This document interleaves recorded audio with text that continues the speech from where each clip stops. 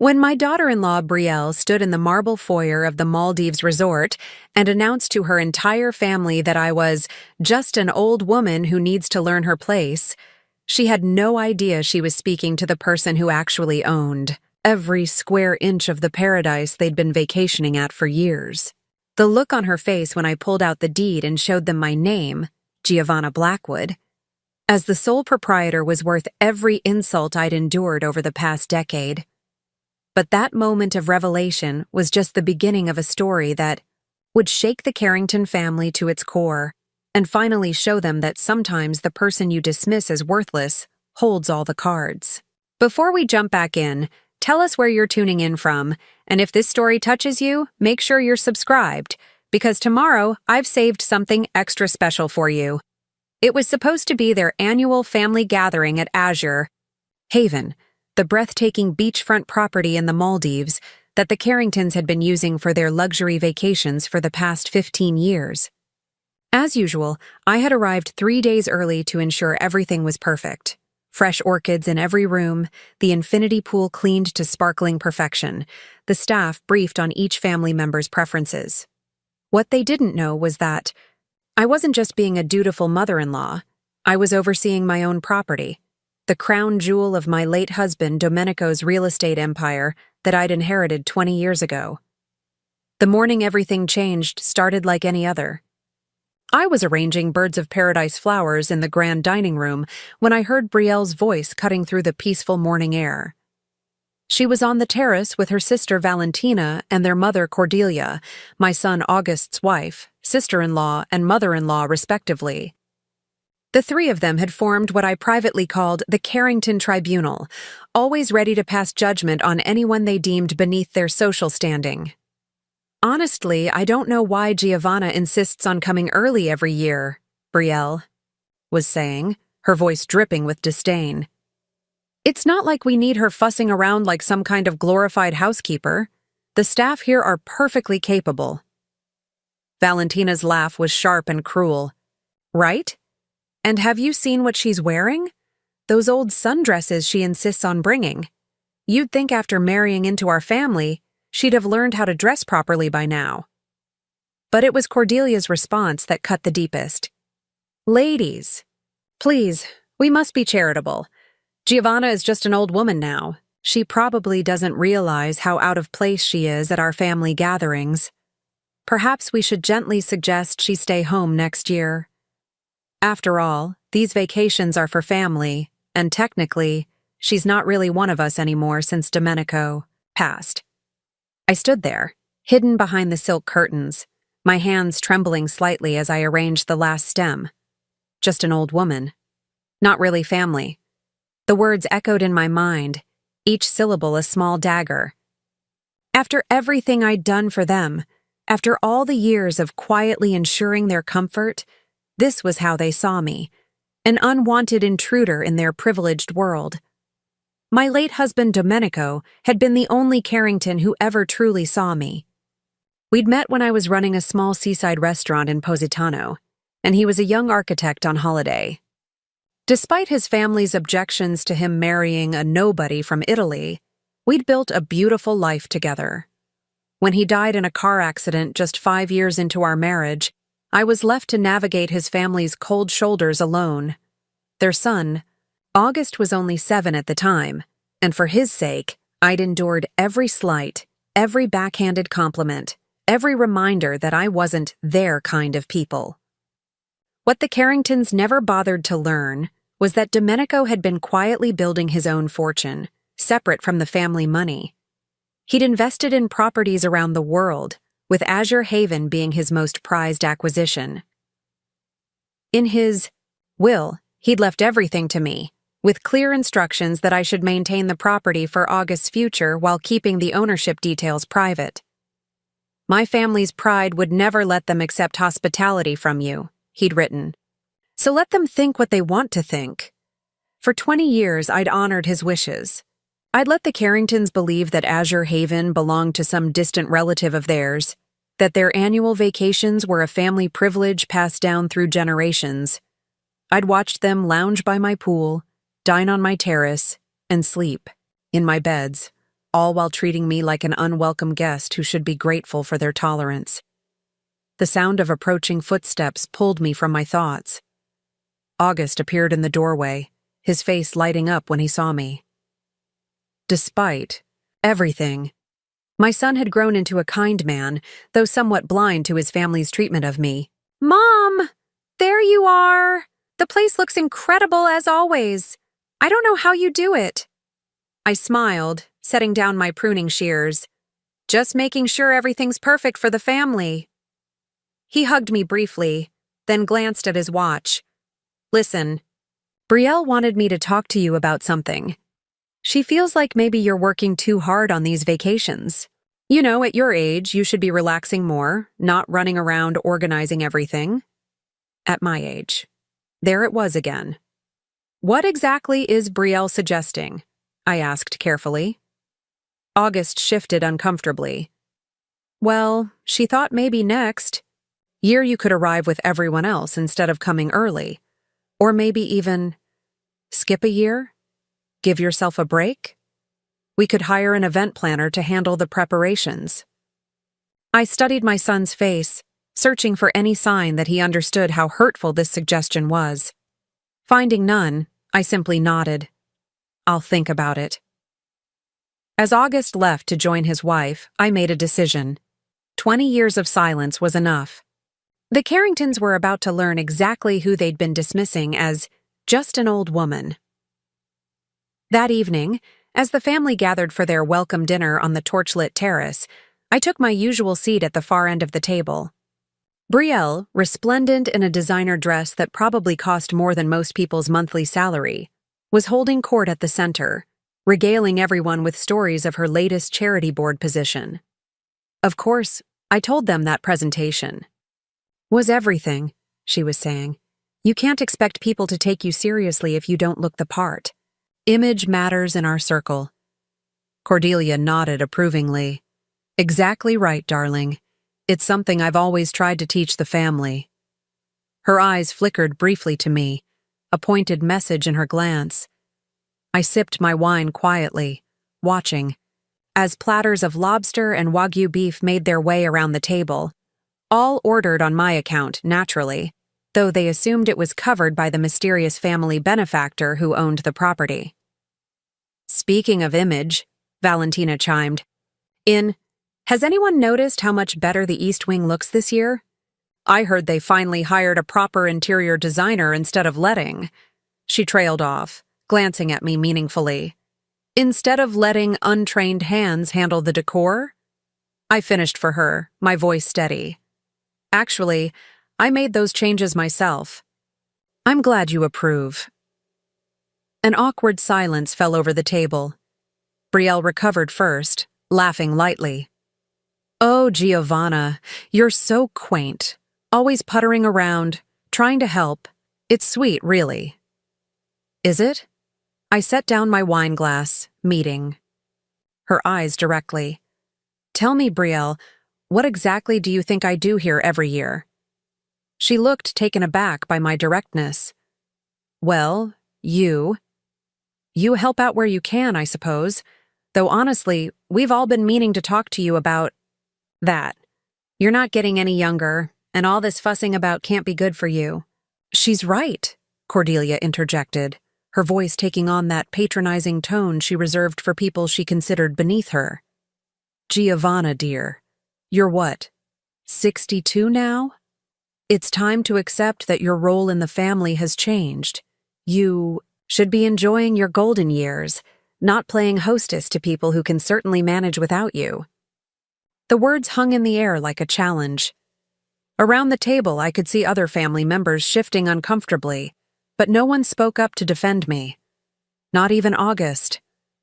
I stood slowly, my chair scraping against the stone terrace. "You're absolutely right, Cordelia. My role in this family has changed. In fact, I think it's time I clarified exactly what that role is." Brielle rolled her eyes. "Must we do this now? We're trying to enjoy our first evening in paradise." "Your paradise?" I asked softly. "Are you sure about that?" Something in my tone must have alerted them that this wasn't going to be the meek acceptance they expected. The chatter died down as all eyes turned to me. "I have an announcement to make," I continued, my voice carrying clearly across the terrace. "This will be the last year I prepare Azure Haven for the Carrington family vacation." "Well, that's probably for the best," Brielle said quickly. "As we've been saying..." I'm not finished. I cut her off, something I'd never done before. "It will be the last year because I've decided to sell the property." The silence was deafening. Then everyone erupted at once. "You can't sell our family vacation home. What are you talking about? Have you lost your mind?" I held up my hand, and surprisingly, they quieted. "I can sell it. Because Azure Haven isn't your family vacation home. It's mine." Preparing and narrating this story took us a lot of time, so if you are enjoying it, subscribe to our channel. It means a lot to us. Now back to the story. Brielle laughed, but it sounded forced. "That's ridiculous. This property has been in the Carrington family for decades." "No," I corrected her. "This property has been in my name for 20 years. Domenico bought it as an investment and left it to me when he died. I've maintained it, paid for its upkeep, covered all the expenses for your annual vacations, and handled every detail of your stays here, while you all assumed it belonged to some distant Carrington relative." The color drained from Cordelia's face. "That's impossible. You're lying." I reached into my handbag and pulled out a folder I'd been carrying with me all day. "Here's the deed. My name, the tax records. My name. The bank statements showing 20 years of payments for maintenance, staff, and renovations, all from my accounts." Brielle snatched the papers from my hand, her eyes scanning frantically. "This has to be some kind of mistake. You're just an old woman?" I finished for her. "Just the help? Just someone who should be grateful for whatever scraps of belonging you toss my way?" August finally found his voice. "Mom, why didn't you ever tell us?" I looked at my son, seeing the confusion in his eyes. "Your father thought it would be easier this way. He knew your family would never accept charity from me, so he suggested I let you all believe what you wanted to believe. And for 20 years, I honored his wishes, but I'm done being treated like an unwelcome guest in my own home." Valentina stood abruptly, her chair toppling backward. "This is insane. You can't just kick us out of our family tradition." "I'm not kicking you out," I said calmly. "You're welcome to stay for the remainder of this trip. After all, everything's already paid for, by me, as always. But when you leave, Azure Haven will be going on the market. I've already spoken with a realtor in Malay." "You vindictive witch," Brielle spat, her carefully cultivated composure finally cracking. "You've been playing us for fools all these years." "No," I said quietly. "I've been serving you graciously all these years. There's a difference. The only fools here are the people who couldn't see value in someone simply because they deemed them unworthy of respect." Cordelia, who had been uncharacteristically silent, finally spoke. "What do you want? Money? An apology? What's your price to keep this quiet and maintain our arrangement?" I almost laughed at the desperation in her voice. The mighty Cordelia. Carrington, reduced to bargaining with the woman she'd dismissed just hours ago. "I don't want your money," I replied. As for an apology, what good would it do coming from people who are only sorry they got caught in their own prejudice? No, what I want is something you can't give me. The 20 years of dignity I surrendered to keep peace in this family. I gathered my handbag and prepared to leave the terrace. "Enjoy your dinner. The staff has been instructed to provide whatever you need for the remainder of your stay. Consider it my final gift to the Carrington family." As I walked away, the stunned silence behind me was broken by Brielle's shrill voice. "August, are you just going to let her do this? She's your mother, for God's sake. Control her." I paused, at the doorway, turning back one final time. "No, Brielle, I'm just an old woman, remember? And apparently, it's time I learned my place. I think I'll start by taking my rightful place as the owner of this property, and every decision that comes with it. With that, I left them to their dinner, their shock, and their shattered assumptions. As I walked through the gardens, I'd tended for 2 decades, breathing in the scent of jasmine and sea salt, I felt lighter than I had in years. Tomorrow would bring more confrontations, more demands, more attempts to manipulate me back into submission.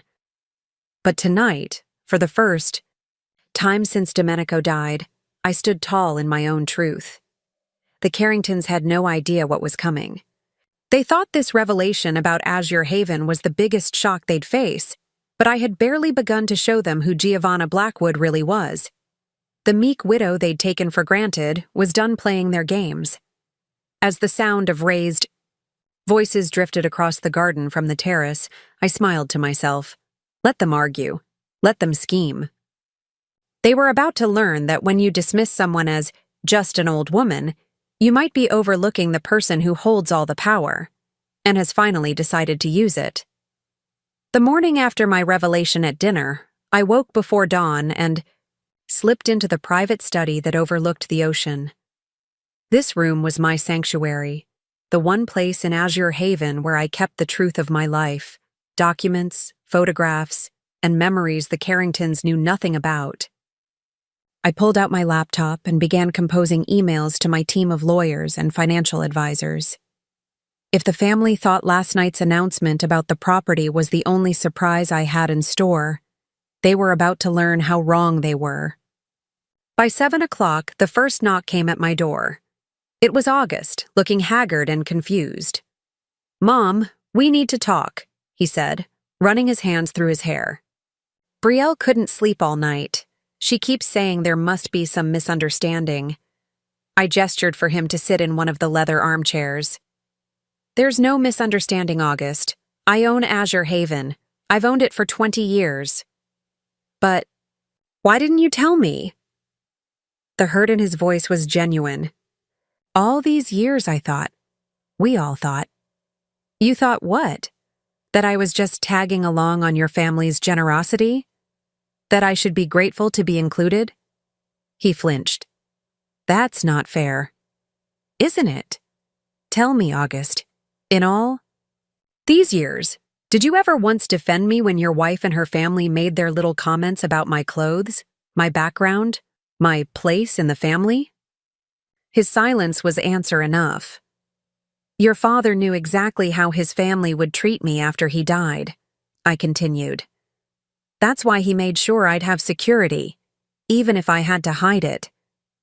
He wrote me a letter before he died. Would you like to see it?" I pulled out a worn envelope from my desk drawer and handed it to him. August unfolded the yellowed paper, his eyes scanning his father's distinctive handwriting. "My dearest Giovanna, if you're reading this, then I'm gone, and you're facing my family alone. I'm so sorry for that. I know Mother and the others will try to diminish you, to push you aside now that I'm not there to protect you. But remember this, you are stronger than all of them combined. The properties I'm leaving you aren't just financial security. They're your power. Use them wisely, and when the time is right, show them who you really are. All my love, Domenico." August looked up, his eyes wet. He knew? He knew how they would treat you? Your father saw things very clearly. He loved his family, but he wasn't blind to their flaws. Before August could respond, we heard raised voices from the terrace below. Through the window, I could see Brielle confronting the head groundskeeper, her finger jabbing at his chest. "What do you mean all major decisions go through Mrs. Blackwood? This is Carrington property. My husband's family has been coming here for 15 years. The groundskeeper, Philippe, stood his ground. "Ma'am, Mrs. Blackwood owns Azure Haven. Always has. She signs our paychecks." "Mom," August said, watching his wife's mounting hysteria, "you have to understand. This is a shock for everyone. Maybe we could work out some kind of arrangement." "Like what?" Continue pretending I'm just the help while your family vacations? In my home? No, August, I'm done living that lie. My phone buzzed with a message from my lawyer, Nadia Khoury. All documents ready. The Singapore and Monaco properties are prepared for transfer as discussed. Shall I proceed? I typed back quickly. Proceed as planned. August was still speaking, trying to find some middle ground, when Brielle burst into the study, Cordelia, and Valentina close behind her. "This is theft!" Brielle shouted, waving her phone. "I've been researching property laws all night. There must be some kind of fraud involved. No cleaning lady could afford a place like this." "Cleaning lady?" I stood up slowly. "Is that what you think I was before I married Domenico?" "What else could you have been?" Cordelia interjected. "Domenico found you in some Italian backwater. We all know the story." "You know the version of the story that made you comfortable." I moved to my desk and pulled out a leather portfolio. Before I met Domenico, I owned 3 restaurants along the Amalfi Coast. I sold them to invest in our future together. That money, combined with Domenico's investments, built a property portfolio worth quite a bit more than this single estate. I pulled out documentation showing deeds to properties in Singapore, Monaco, and Manhattan. Azure Haven is actually one of our more modest holdings. Valentina snatched one of the documents, her face paling. This is that penthouse in Monaco, the one Prince Albert's nephew wanted to buy last year. You own this? Among others, yes. Brielle was scanning through more papers, her voice growing shrill. The brownstone in Manhattan, the villa in Tuscany, that estate in Singapore where they hosted the tech summit. You own all of these? Domenico and I built this portfolio together. After he died, I continued managing and expanding it. You'd be surprised how much wealth you can accumulate when you're not wasting money trying to impress people who don't respect you anyway. Cordelia sank into a chair, fanning herself. This can't be real. You've been... What? Playing poverty? While sitting on millions? Playing poverty? I laughed. I've never claimed to be poor. You all just assumed I must be because I didn't flaunt designer labels or drop names at every opportunity. You saw what you wanted to see. August found his voice again. Mom, why are you doing this now? What's your end game? My end game. I looked at my son, feeling both love and disappointment. For years, I've watched your wife and her family treat me like an embarrassing obligation. I've listened to them mock my clothes, criticize my manners, and question my right to be here. And you, August, you never once spoke up. Not once. That's not true. Name one time, I challenged. One single instance where you defended your mother against their condescension. His silence spoke volumes. But this isn't really about revenge, I continued. It's about truth. And the truth is, I'm tired. Tired of pretending, tired of making myself small to fit into your family's narrow idea of who I should be.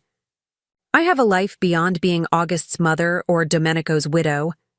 I have friends, interests, achievements, none of which any of you have ever bothered to ask about. Brielle, still clutching the property documents, tried a different approach. Giovanna, I think we've all misunderstood each other. Perhaps we could start fresh. After all, we're family. Are we? I asked pointedly. Because just yesterday, your mother-in-law informed me that I'm not really family anymore since Domenico is gone. Cordelia had the grace to look slightly ashamed, though she quickly covered it with indignation. That's not what I meant, and you know it. I know exactly what you meant. I gathered the property documents and locked them back in my desk. Now, if you'll excuse me, I have a conference call with my property managers. We're discussing the listing price for Azure Haven. You can't be serious about selling, Auguste said. This place, it's special to us. It's special to me too, I replied, which is why I can't bear to watch it be treated as an entitlement by people who don't appreciate its true value, or mine. I left them in the study and walked. down to the beach. The morning sun was painting the water in shades of gold and turquoise. This place had been my sanctuary for 2 decades, but it had also been my prison, a beautiful cage where I played the role assigned to me by people who never bothered to look deeper. My phone rang. It was Katerina, my best friend from my restaurant. Days in Italy. Kara, I got your message. Are you finally telling those vultures the truth? I've started, I said, smiling at her familiar voice. They're in shock. Good. It's about time they learned who they've been dismissing all these years. So, are you really selling Azure Haven? I'm considering it. But first, I want them to understand exactly what they've lost through their own arrogance. We chatted for a few more minutes before I heard footsteps on the sand behind me. I turned to find August approaching alone. Mom, can we talk? Really? Talk. Without all the drama? I gestured to a bench overlooking the water. Of course. We sat in silence for a moment before he spoke. I've been thinking about what you said, about me never defending you. You're right, I didn't. I told myself I was keeping the peace, but really, I think I was just being a coward. It hurt, August, every time. I know. I see that now. He paused. Dad's letter. He was right about everything, wasn't he? About how they'd treat you. About the properties being your power. Your father was a very wise man. Will you tell me the truth? About who you really are? Not the version I grew up believing, but the real story? So I told him. About growing. Up in a small coastal town working in my uncle's restaurant, saving every penny to buy my first small trattoria. About building a successful business, traveling, learning about wine and art and architecture. About meeting his father not as a starry-eyed nobody, but as an accomplished woman who chose love despite the social barriers. I gave up my restaurants. When we married, not because I had to, but because I wanted to build something with your father. We invested together, planned together, dreamed together. When he died, I could have fought his family openly for recognition, but I thought staying quiet would be better for you. But it wasn't, August said quietly. It just taught me to be complicit in their behavior. Perhaps. But you can change. That now. How? Brielle is. She won't accept this easily. None of them will. That's not my problem anymore, August. I've spent 20 years making things easy for others. Now it's time for them to adjust to reality, not the other way around. We were interrupted by Philippe hurrying down the beach. Madame Blackwood, there's a situation at the house. Mrs. Brielle has called someone, a lawyer, I think. They're in the main salon making threats about contested ownership. I stood, brushing sand from my sundress, the same simple style Valentina had mocked just yesterday. Well then, let's go see what they think they can contest. In the main salon, Brielle had indeed brought in legal counsel, a sharp-featured woman in an expensive suit who was speaking rapidly into her phone. Cordelia and Valentina flanked Brielle like generals preparing for battle. Ah, Mrs. Blackwood, the lawyer said, ending her call. I'm Anastasia Clements, representing the Carrington family interests. My clients inform me there's some confusion about the ownership of this property. There's no confusion, I replied calmly. I own Azure Haven, have done for 20 years. Yes, well, my clients believe that there may have been some irregularities in how the property was transferred. Undue influence, perhaps, given your relationship with the deceased. I almost laughed. Undue influence? I was Domenico's wife, not some stranger who appeared at his deathbed. We were married for 5 years before his death. Even so, the family has certain expectations. The family's expectations are not my concern, I cut in. Nor are they legally binding. I have clear title to this property and several others, all properly documented and filed in multiple jurisdictions. Mom, August said, stepping forward, maybe we should all calm down and discuss this rationally. Oh, now you want rational discussion? Brielle turned on her husband. After your mother has apparently been lying to us for decades? I never lied, I interjected. I simply chose not to advertise my wealth to people who had already decided I was beneath them. There's a difference. Attorney Clements cleared her throat. Mrs. Blackwood, surely you understand the family's position. This property has been central to Carrington family traditions. This property has been central to my hospitality for 20 years, I corrected. Every meal you've eaten, every flower arrangement you've admired, every sunset cocktail you've enjoyed, all provided by me, paid for by me in my own home. But you let us believe. I let you believe what you wanted to believe. Your assumptions are not my responsibility. Cordelia stood up, her voice shaking with rage. You've made fools of us all. What kind of person does something like this? The kind who got tired of being called just an old woman by people enjoying her hospitality, I shot back. The kind who decided that respect shouldn't have to be bought, but since you all seem to value nothing else, perhaps it's time you saw what you've been disrespecting all these years. My phone chimed with another message from Nadia. Singapore. Transaction complete. Monaco papers ready for your signature. Also, the Sheikh's son increased his offer on Azure Haven to $50 million. I glanced at the message, then looked up at the stunned faces before me. Now, if you'll excuse me, I have business to attend to. You're welcome to stay through the end of your scheduled visit, but I suggest you start making alternative plans for next year. Azure Haven will likely have new owners by then, ones who will appreciate it properly. As I walked out, I heard Anastasia Clements murmur to Brielle, Mrs. Carrington, I've just looked up the property records. Your mother-in-law isn't just wealthy, she's significant. The properties she owns. We're talking about a portfolio worth hundreds of millions. I recommend treading very carefully here. I smiled to myself as I climbed the stairs to my study. Let them scramble. Let them recalibrate their attitudes now that they knew the truth.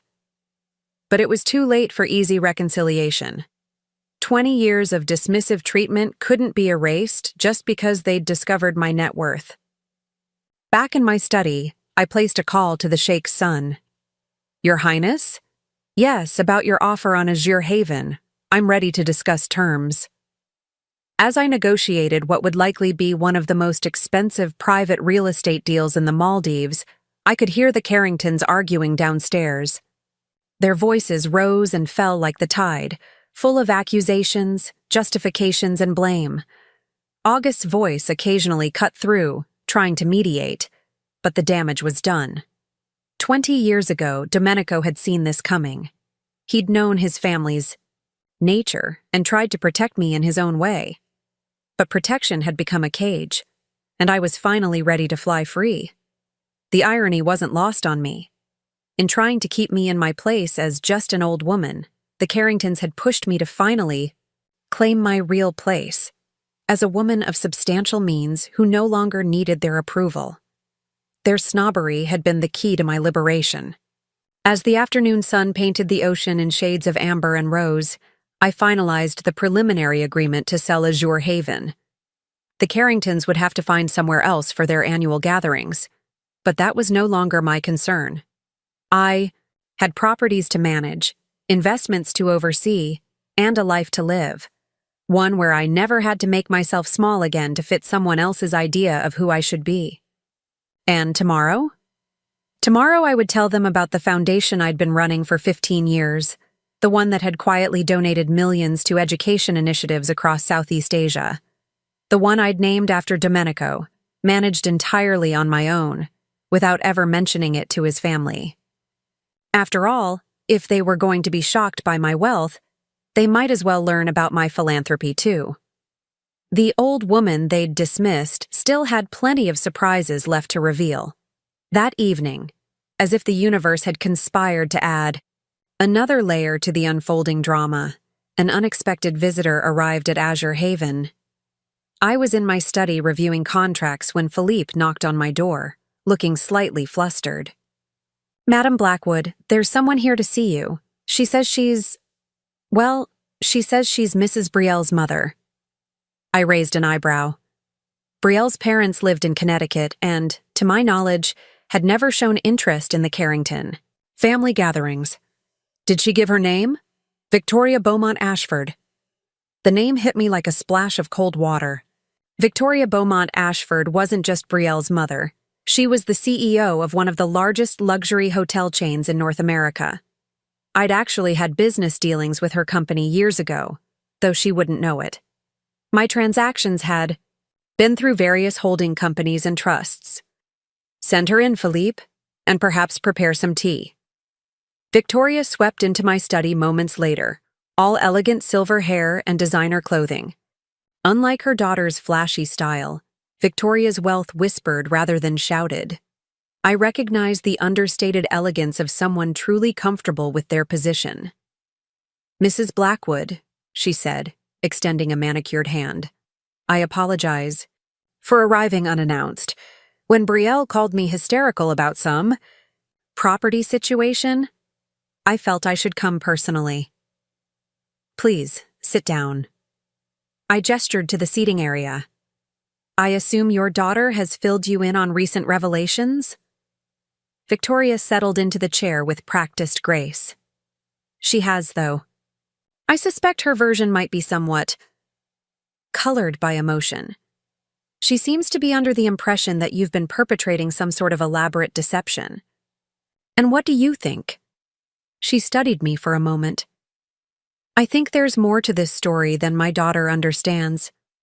I've built an empire in hospitality, Mrs. Blackwood.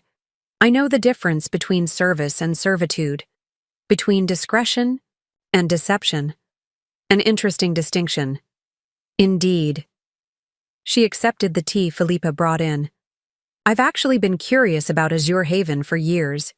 It's one of the few private properties that consistently maintains 5-star standards without any apparent connection to established hospitality groups. Now I understand why."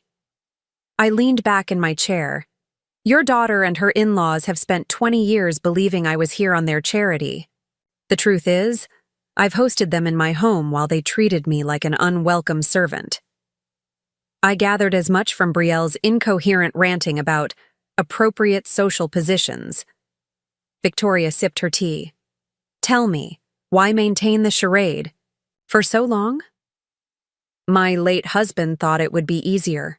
His family's pride, you understand?" "Ah, pride." She set down her cup. "The most expensive luxury of all. It's cost my daughter more than she realizes." Before I could respond, raised voices erupted from downstairs. Victoria sighed. "I suppose I should go mediate whatever disaster is brewing down there." "Actually," I said, standing, "why don't we both go? I believe they're about to learn about another aspect of my life they've overlooked." We descended to find the family, gathered in the main salon, where a heated argument was in progress. Brielle was pacing frantically, while Cordelia sat rigid on the sofa, clutching her pearls. August stood by the window, looking exhausted, while Valentina typed furiously on her phone. "Mother!" Brielle exclaimed when she saw Victoria. "Thank God you're here. You won't believe what's happening. She pointed at me accusingly, has been lying to us for years. She owns this place, and apparently dozens of other properties. And now she's selling our family vacation home to some Arab prince." "Sheikh," I corrected mildly. "And it's not your family vacation home. It's my property." Victoria raised an elegant eyebrow at her daughter. "Brielle, darling, do calm down. You're making a scene." "A scene? Mother, she's stolen our heritage." "What heritage?" I interjected. "The one where you've vacationed for free in my home while treating me like hired help? The one where you've criticized my clothes, my manners, my very presence, while enjoying my hospitality?" Valentina looked up from her phone. "Oh my God. You weren't joking about the foundation. The Domenico Carrington Foundation, it's real. And it's..." Huge. All eyes turned to her. "What are you talking about?" Cordelia demanded. "I just found it online. The Domenico Carrington Foundation. It's been operating for 15 years, funding education initiatives across Southeast Asia. Last year alone, it donated $40 million to various programs, and the founder and chairman is listed as..." She looked up at me. "Giovanna Blackwood." A stunned silence fell over the room. "$40 million?" Brielle whispered. "In 1 year?" "That particular year was exceptional," I said. "We had some excellent returns on our investments. Usually it's closer to 25 or 30 million annually." Victoria's lips curved into what might have been a smile. "Well, well, it seems there are depths to you none of us suspected, Mrs. Blackwood." But how?" Cordelia sputtered. "Where does this money come from?" "From the portfolio Domenico and I built together," I explained patiently. "Properties, investments, various business ventures. The foundation was something I started after his death, to honor his memory and his belief in education." "You've been running a major philanthropic foundation for 15 years and never mentioned it?" August asked, his voice mixed with hurt and amazement. "When exactly would I have mentioned it?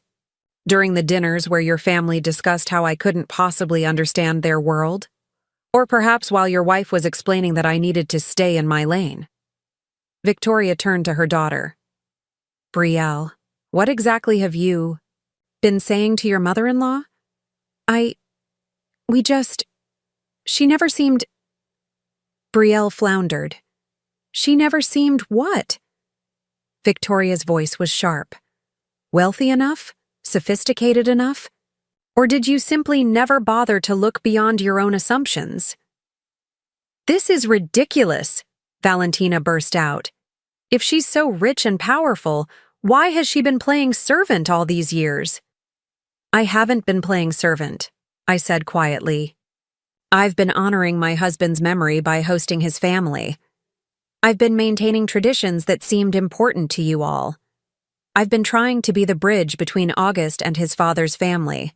But not once in 20 years. Has anyone in this room asked me about my life, my interests, my achievements?" "That's not true," Cordelia protested weakly. "Really?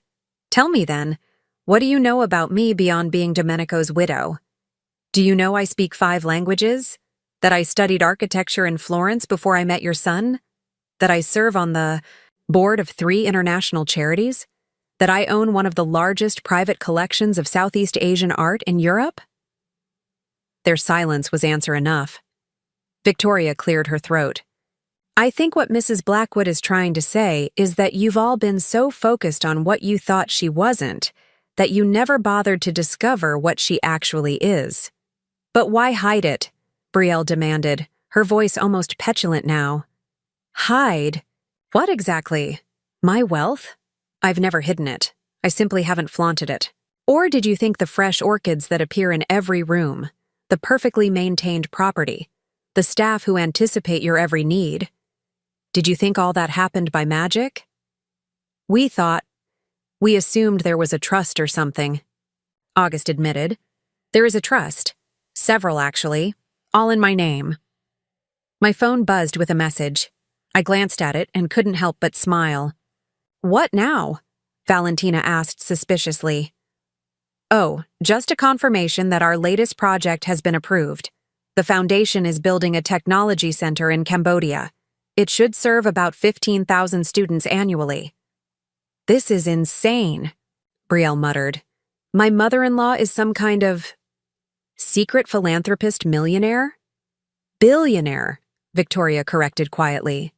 "If these property listings are accurate, your mother-in-law's assets put her well into billionaire territory." The word seemed to echo in the room. Billionaire. "I need a drink," Cordelia announced, standing abruptly.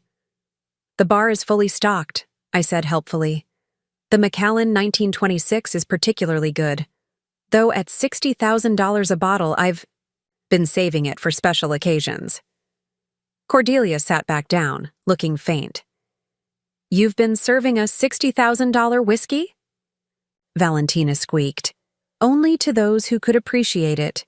Your father-in-law had excellent taste." Victoria laughed then, a rich, genuine sound. "Oh, this is delicious. Absolutely delicious. Tell me, Mrs. Blackwood, have you been testing them all these years? Seeing if anyone would notice the quality of what they were being served?" I allowed myself a small smile. "Let's just say it's been educational." "This doesn't change anything," Brielle said stubbornly. "She still deceived us." "How exactly?" Victoria asked her daughter. "By not wearing her bank statements on her sleeve? By not boasting about her charitable work? By quietly providing you with luxury vacations year after year without asking for thanks or recognition? But she let us think." "She let you think? What you were determined to think," Victoria cut in sharply. "And now you're upset because reality doesn't match your prejudices. Frankly, Brielle, I'm disappointed in you." Brielle looked as though she'd been slapped. August moved away from the window. "Mom, I need to ask you something. Was this all some kind of test? Were you waiting for us to prove ourselves worthy or something?" I looked at my son, feeling a wave of sadness. "No, August. It wasn't a test. It was just life." I kept quiet, because it seemed easier than fighting your family's assumptions. I focused on being a good mother to you, rather than demanding recognition for anything else. But yesterday, when I heard your wife and her family dismissing me as just an old woman who should learn her place, something finally broke. "So you decided to drop this bombshell on us?" "I decided to stop pretending that disrespect doesn't hurt just because it comes from family." Victoria stood gracefully. "Well, I think I've heard enough to understand the situation. Brielle, darling, I believe you owe your mother-in-law an apology. A genuine one, not the kind you give, to smooth over social awkwardness." "But Mother—" "No buts. This woman has hosted you in her home for years, provided for your comfort, supported your lifestyle, and asked for nothing in return except basic courtesy, which you couldn't even manage to give her." Brielle's face flushed deep red. I didn't know." "That's exactly the point," I said softly. "You didn't know because you never cared to know. You saw what you expected to see and treated me accordingly." The room fell into an uncomfortable silence. Finally, Cordelia spoke up, her voice uncharacteristically subdued. "Giovanna, we may have misjudged certain things." "May have?" I raised an eyebrow. "Have," she conceded. "We have misjudged you. Greatly." "The question is," Victoria said, looking around the room, "what are you all going to do about it now?" Before anyone could answer, Philippe appeared in the doorway. "Madame Blackwood, I apologize for interrupting, but there's an urgent call from the Foundation. Something about the Minister of Education in Singapore?" "Excuse me," I said, standing. "I need to take this call. Feel free to continue discussing my deception amongst yourselves." As I walked toward my study, I heard Victoria say to the stunned group, "You know, in all my years in business, I've learned that truly powerful people rarely need to announce their power. They simply exercise it. I think you've all just learned that lesson the hard way." In my study, I took the call from Singapore, but my mind was still partly on the scene I'd left behind. For 20 years, I'd kept my silence, thinking it was the best way to keep peace in the family. But silence had been misinterpreted as weakness, discretion as insignificance. The call was brief, just a confirmation of permits for our new educational campus. After hanging up, I walked to the window overlooking the ocean. The sunset was painting the sky in brilliant oranges and purples.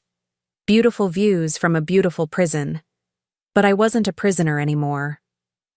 A knock on the door interrupted my thoughts. "Come in." August entered, looking older than his 42 years. Mom, can we talk? Really talk this time? Of course. He sat down heavily in one of the chairs. I've been an idiot, haven't I? You've been complacent, I said carefully. That's a kind way of putting it. He rubbed his face. I just got off the phone with David. You remember my lawyer friend. I asked him to look into some of the properties you showed us. He says the Singapore estate alone is worth more than the entire Carrington family fortune. David always did have a good eye for real estate. Mom, why didn't you ever tell me? Not about the money. I get why you kept that quiet. But about the foundation, the charity work, all the things you've accomplished. I'm your son. Didn't you think I'd want to know? I sat down across from him. What would you have done? With that information, August? 20 years ago, you were still trying to prove yourself to your father's family. Would knowing your mother was wealthy have helped? Or would it have complicated things even more? I could have stood up for you. Could you? When Brielle insulted my dress at your wedding, you said nothing. When your grandmother suggested, I should eat in the kitchen with the staff during that first Christmas, you looked away. Stop. His voice was thick with emotion. Please, I get it. I failed you. You didn't fail me, August. You failed yourself.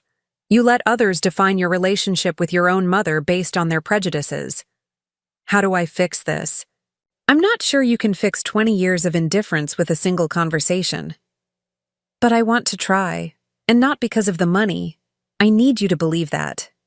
I studied my son's face, seeing echoes of his father in his earnest expression. I believe you, but you need to understand something, August. I'm not the person you thought I was. I'm not the person any of you thought I was. And I'm done pretending to be. What does that mean? It means that if you want a relationship with me going forward, it will be with the real me. The woman who runs a foundation, who negotiates multi-million-dollar deals, who has opinions on art and politics and economics. Not the quiet, accommodating mother-in-law who stays in her lane.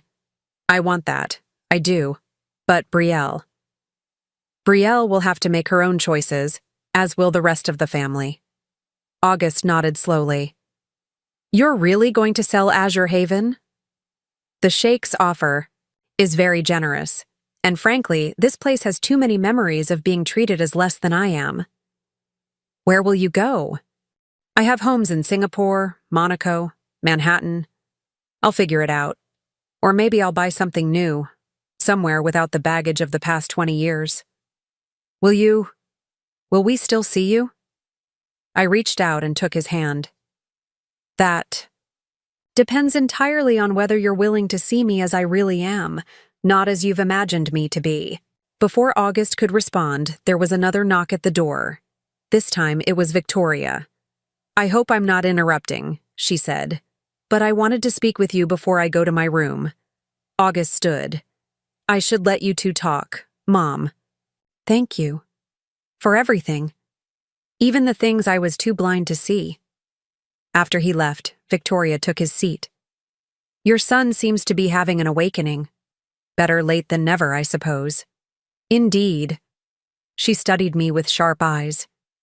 You know, I've met many wealthy people in my career, but very few who wear it as lightly as you do. Most people with your resources would have crushed these pretentious fools years ago. I had my reasons for staying quiet. Your husband? Partly, but also, I think I was testing myself, seeing if I could find worth beyond wealth, respect beyond bank statements. And did you? No. I found that people who don't respect you when they think you're poor rarely develop genuine respect when they discover you're rich. They just fear you instead. Victoria nodded thoughtfully. You're selling to the Al Maktoum family, aren't you? The Sheikh's son who's been expanding their hospitality portfolio? You're well informed. I make it my business to be. They're good people. They'll maintain the property's standards. That's my hope. Victoria stood. You know, if you ever want to discuss that hotel project in Santorini, the one your foundation has been quietly developing. I'd be very interested in exploring a partnership. I raised an eyebrow. How do you know about Santorini? She smiled. I make it my business to know about potential competitors, or allies. Something tells me you'd make a much better ally. After she left, I returned to the window. The sun had fully set now, and the stars were emerging over the ocean. Tomorrow would bring more confrontations, more revelations, more attempts at reconciliation. The Carringtons would scramble to adjust their worldview, to reframe their past, behavior, to position themselves advantageously in this new reality.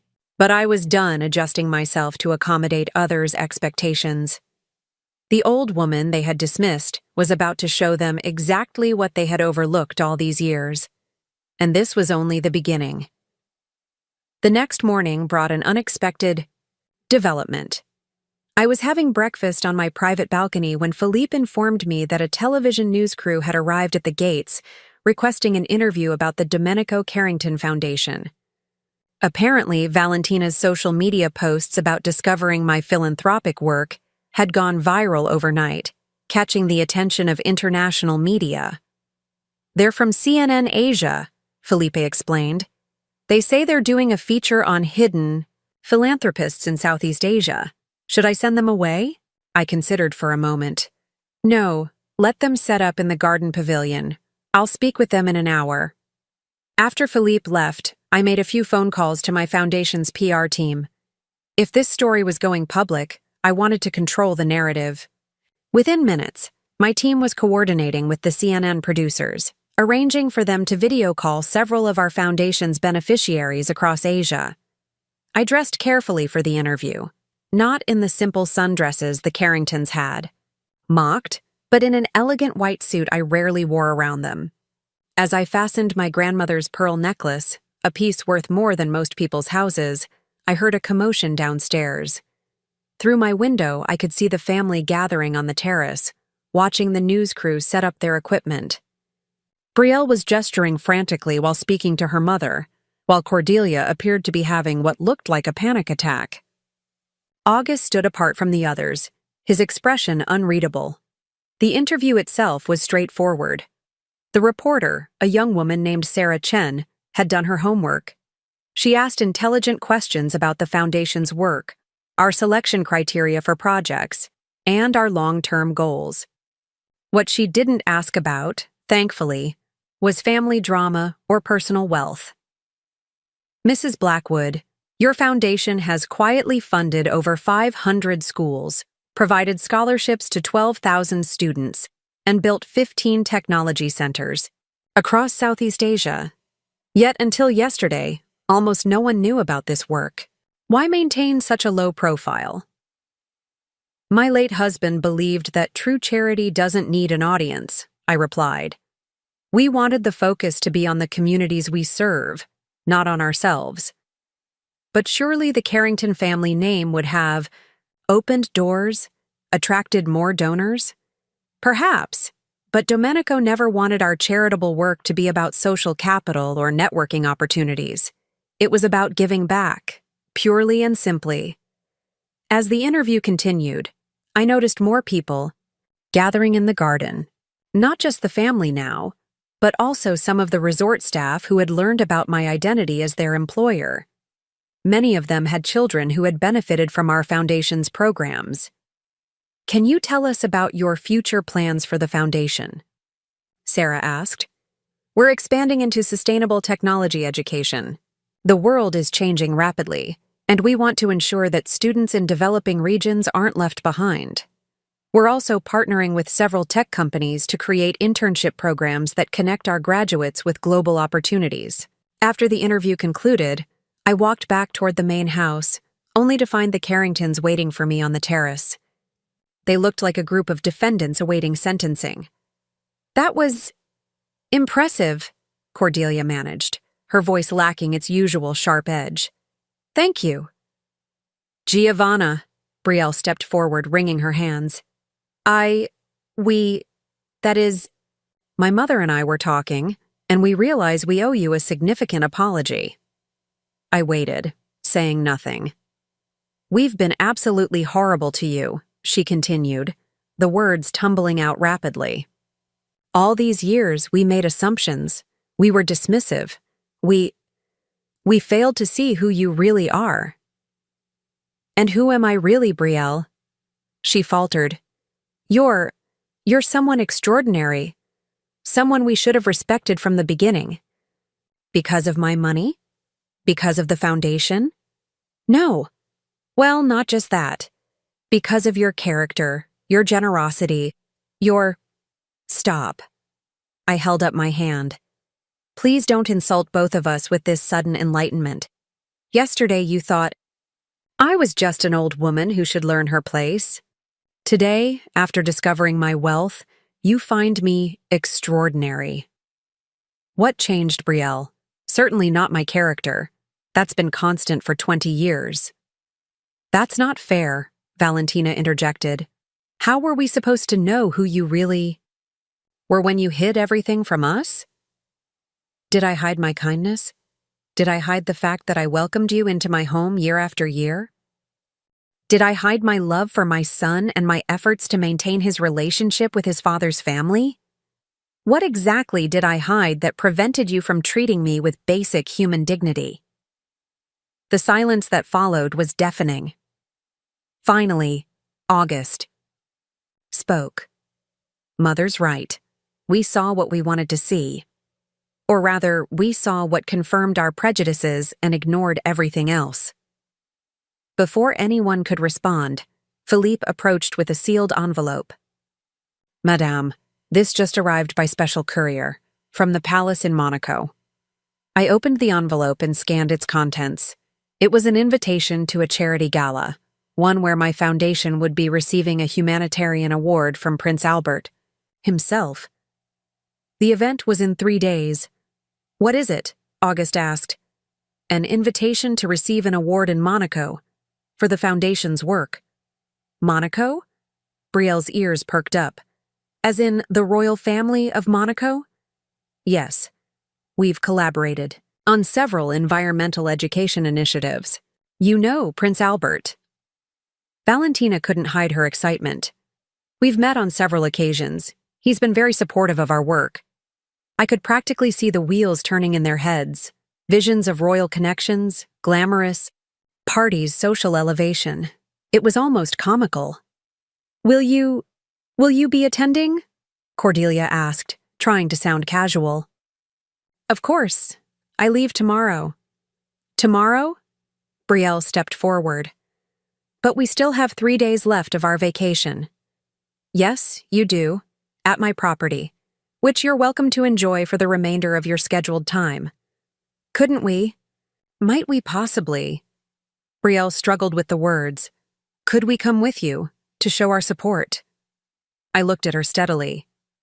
"This isn't a social event, Brielle. It's a recognition of years of hard work by hundreds of people. It's not an opportunity for networking or social climbing. That's not what I meant." "Isn't it?" She had the grace to look ashamed. I turned to walk away, then paused.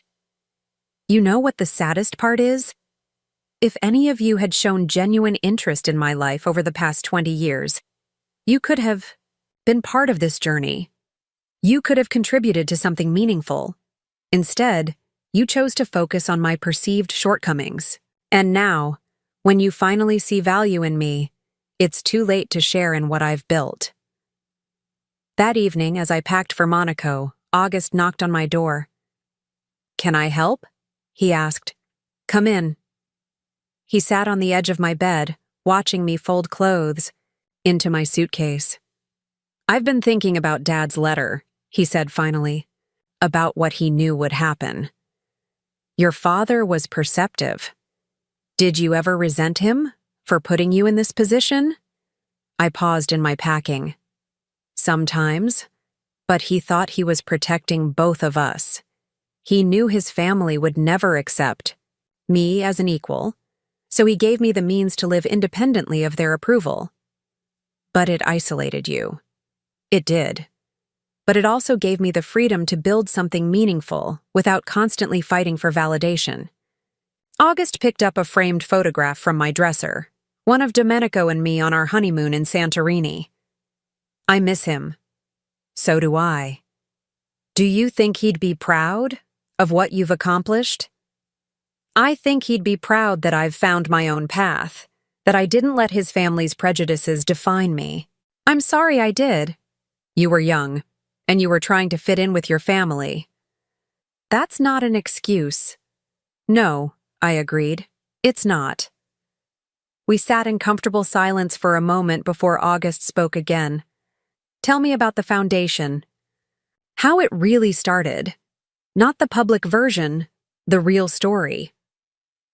So I told him about how after Domenico's death, I had felt lost and purposeless. How I had traveled to Thailand to visit a friend and had seen children studying by candlelight because their school had no electricity.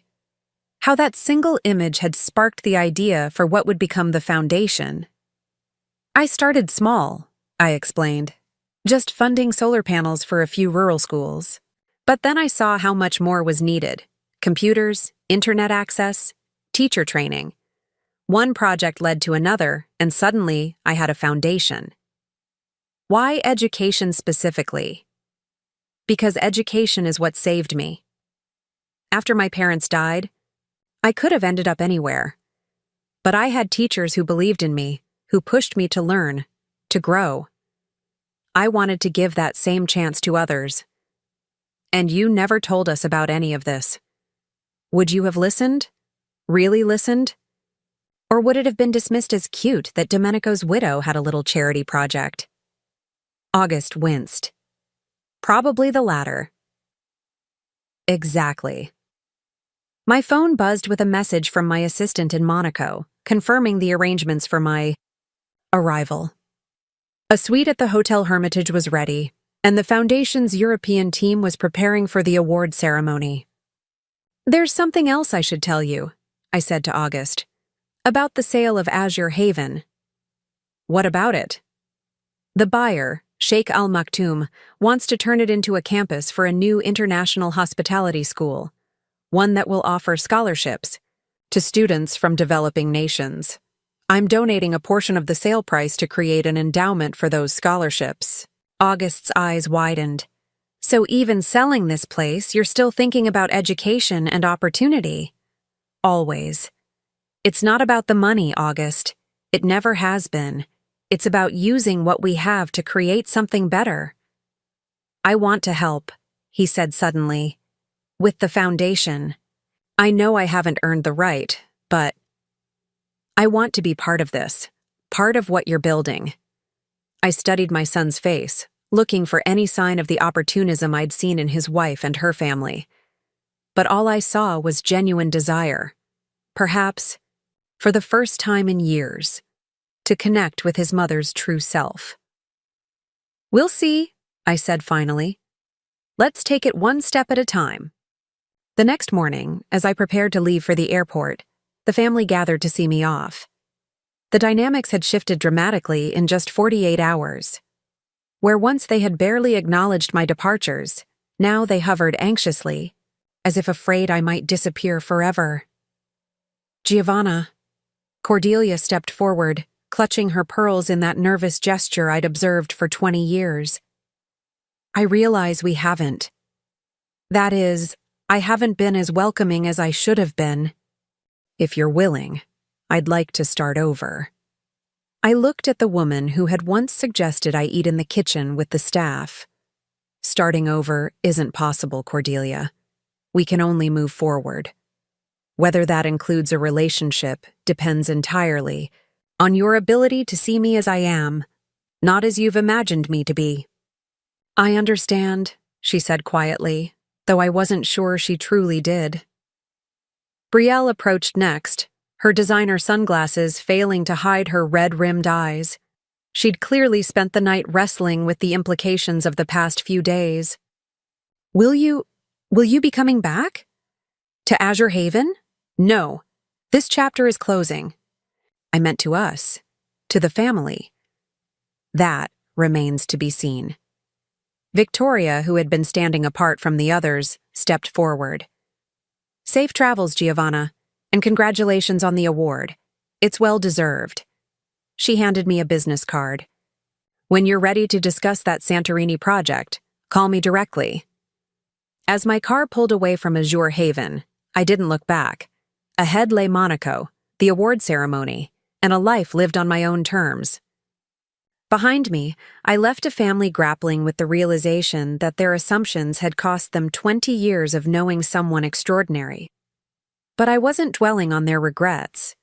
I had schools to build, students to sponsor, and a foundation that was changing lives across an entire continent. The old woman they had dismissed was just getting started. The flight to Monaco gave me time to reflect on the whirlwind of the past few days. As the private jet climbed through the clouds, yes, I owned a private jet, another detail the Carringtons didn't know. I pulled out my laptop to review the latest foundation reports. My assistant, Marie, sat across from me, efficiently fielding calls and organizing my schedule for the upcoming ceremony. She had been with me for 10 years and knew more about my life than my own family did. The prince's office called, she said, covering her phone. They want to know if you'll be bringing any family members to the ceremony.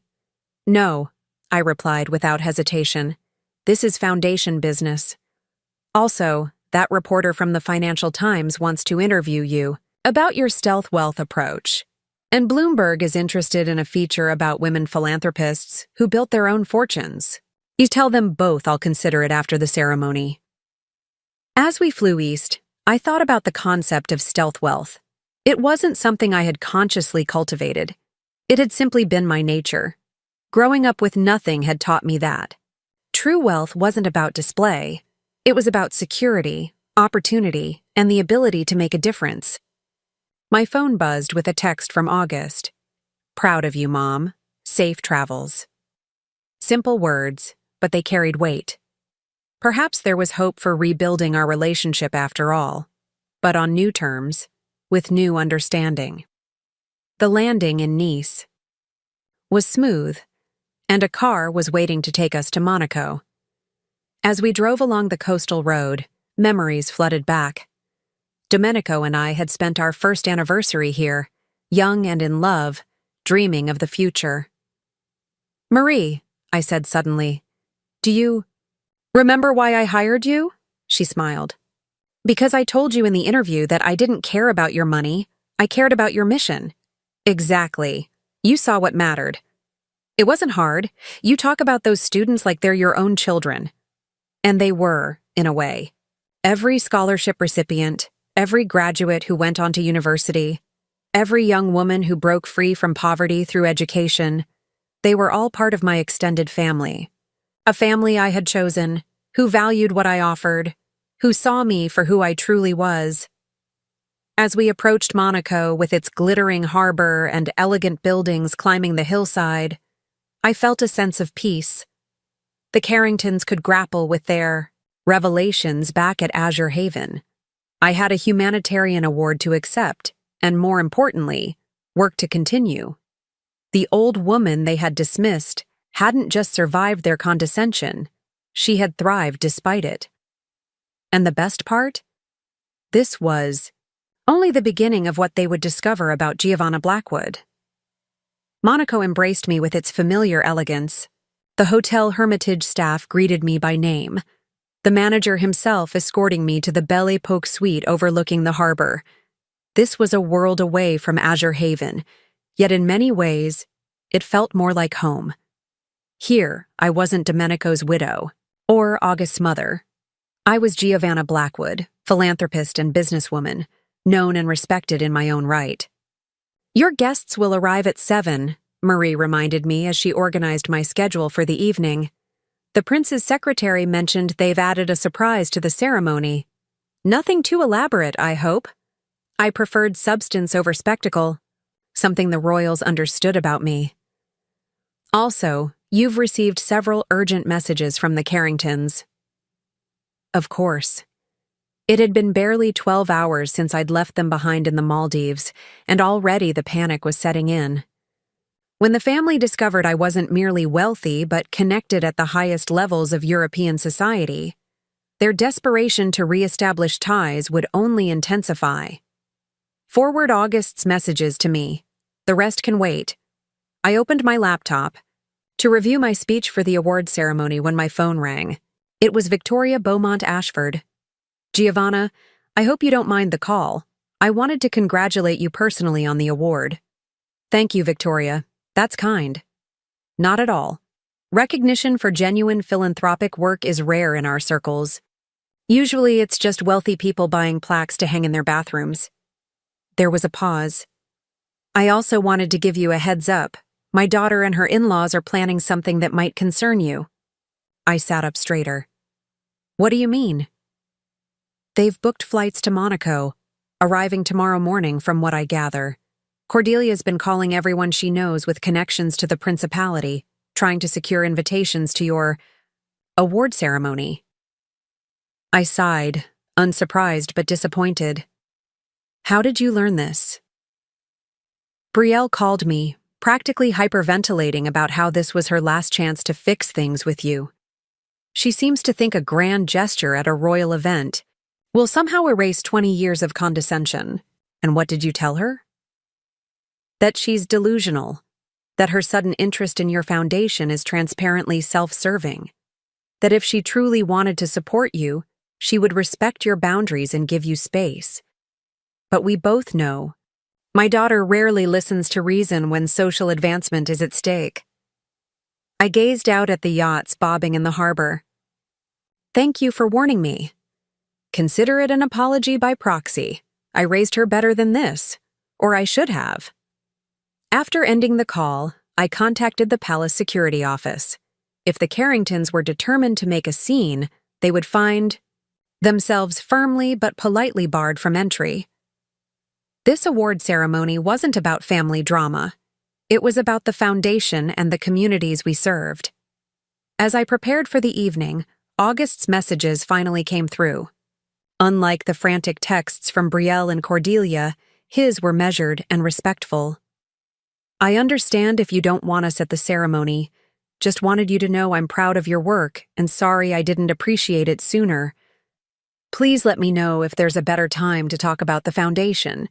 I meant what I said about wanting to help. I hesitated before responding. Thank you for understanding. Let's meet when I return to Singapore next week. We can discuss your involvement then. His reply was swift. I'll be there. Just me. No. Family drama. The ceremony itself was everything I had hoped for, elegant but focused on substance rather than spectacle. Prince Albert spoke passionately about the Foundation's work, particularly our initiatives in sustainable development, education. When I accepted the award, a beautiful crystal sculpture designed by a local artist, I dedicated it to the students and teachers who had turned our vision into reality. True change happens not through grand gestures, I said in my acceptance speech, but through consistent, dedicated effort. This award belongs to every student who walked miles to attend our schools, every teacher who saw potential where others saw only poverty, every community that embraced education as a path forward. The audience's applause was warm and genuine. These weren't people impressed by wealth or status. They were fellow travelers on the path of meaningful philanthropy. As I mingled during the reception afterward, I found myself engaged in substantive conversations about educational technology, sustainable funding models, and collaborative international initiatives. It was refreshing to be seen for my ideas rather than my bank account, or worse, my perceived lack of one. As the evening wound down, Marie approached with a look of concern. Madame, there's a situation at the hotel. The Carringtons have arrived. Early. They're in the lobby, insisting on seeing you. So Victoria's warning had been accurate, but their timeline had accelerated. All of them? Mrs. Cordelia, Mrs. Brielle, Ms. Valentina, and your son August. They seem agitated. I considered my options. I could avoid them entirely, having security escort them out. I could agree to a brief meeting tomorrow. Or I could face them now, on my terms, in my territory. Tell the hotel to send them to the rooftop terrace in Ni Alley 30 minutes. And Marie, please call Philippe. I need an update on Azure Haven. When I arrived at the terrace, they were already there, looking both out of place and oddly desperate. Cordelia was dressed for what she clearly thought was a royal audience, dripping in jewelry. Brielle and Valentina had apparently hit the Monaco boutiques upon arrival, their new outfits still carrying the creased look of hasty purchases. Only August seemed subdued, hanging back from the others with a look of embarrassment. Giovanna! Cordelia rushed forward. What a coincidence. We decided to surprise you, to support your big moment. Did you? I said flatly. Not a question. The ceremony must have been wonderful, Brielle gushed. We tried to get tickets, but apparently it was very exclusive. By invitation only, yes, for those with a genuine connection to the Foundation's work. Valentina stepped forward, her voice honeyed with false enthusiasm. We're all so excited to learn more about your foundation. In fact, we've been brainstorming ways we could contribute. How generous. After 20 years of complete disinterest. Cordelia's smile faltered slightly. Now, Giovanna, that's not entirely fair. We simply didn't know the extent of your involvement. Had you understood I was wealthy and connected, you would have treated me differently. Yes, that's precisely my point. August finally spoke up. Mom, I tried to tell them this was a bad idea, that you needed space, but they insisted. Of course they did. I gestured for them to sit. So, now that you're here, what exactly do you want? The three women exchanged glances before Brielle took the lead. We want to make amends, to be part of your life going forward, to support your important work. In what capacity exactly? None of you have backgrounds in education, international development, or philanthropy. Well, Cordelia said, straightening her spine, I've been on the board of several charities over the years. I'm quite experienced in fundraising galas and society events. Our foundation doesn't host galas. We build schools, train teachers, and create opportunities for students who would otherwise be excluded from quality education.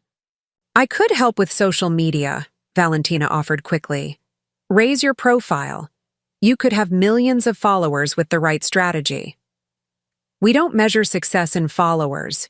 We measure it in graduation rates, employment statistics, and community impact.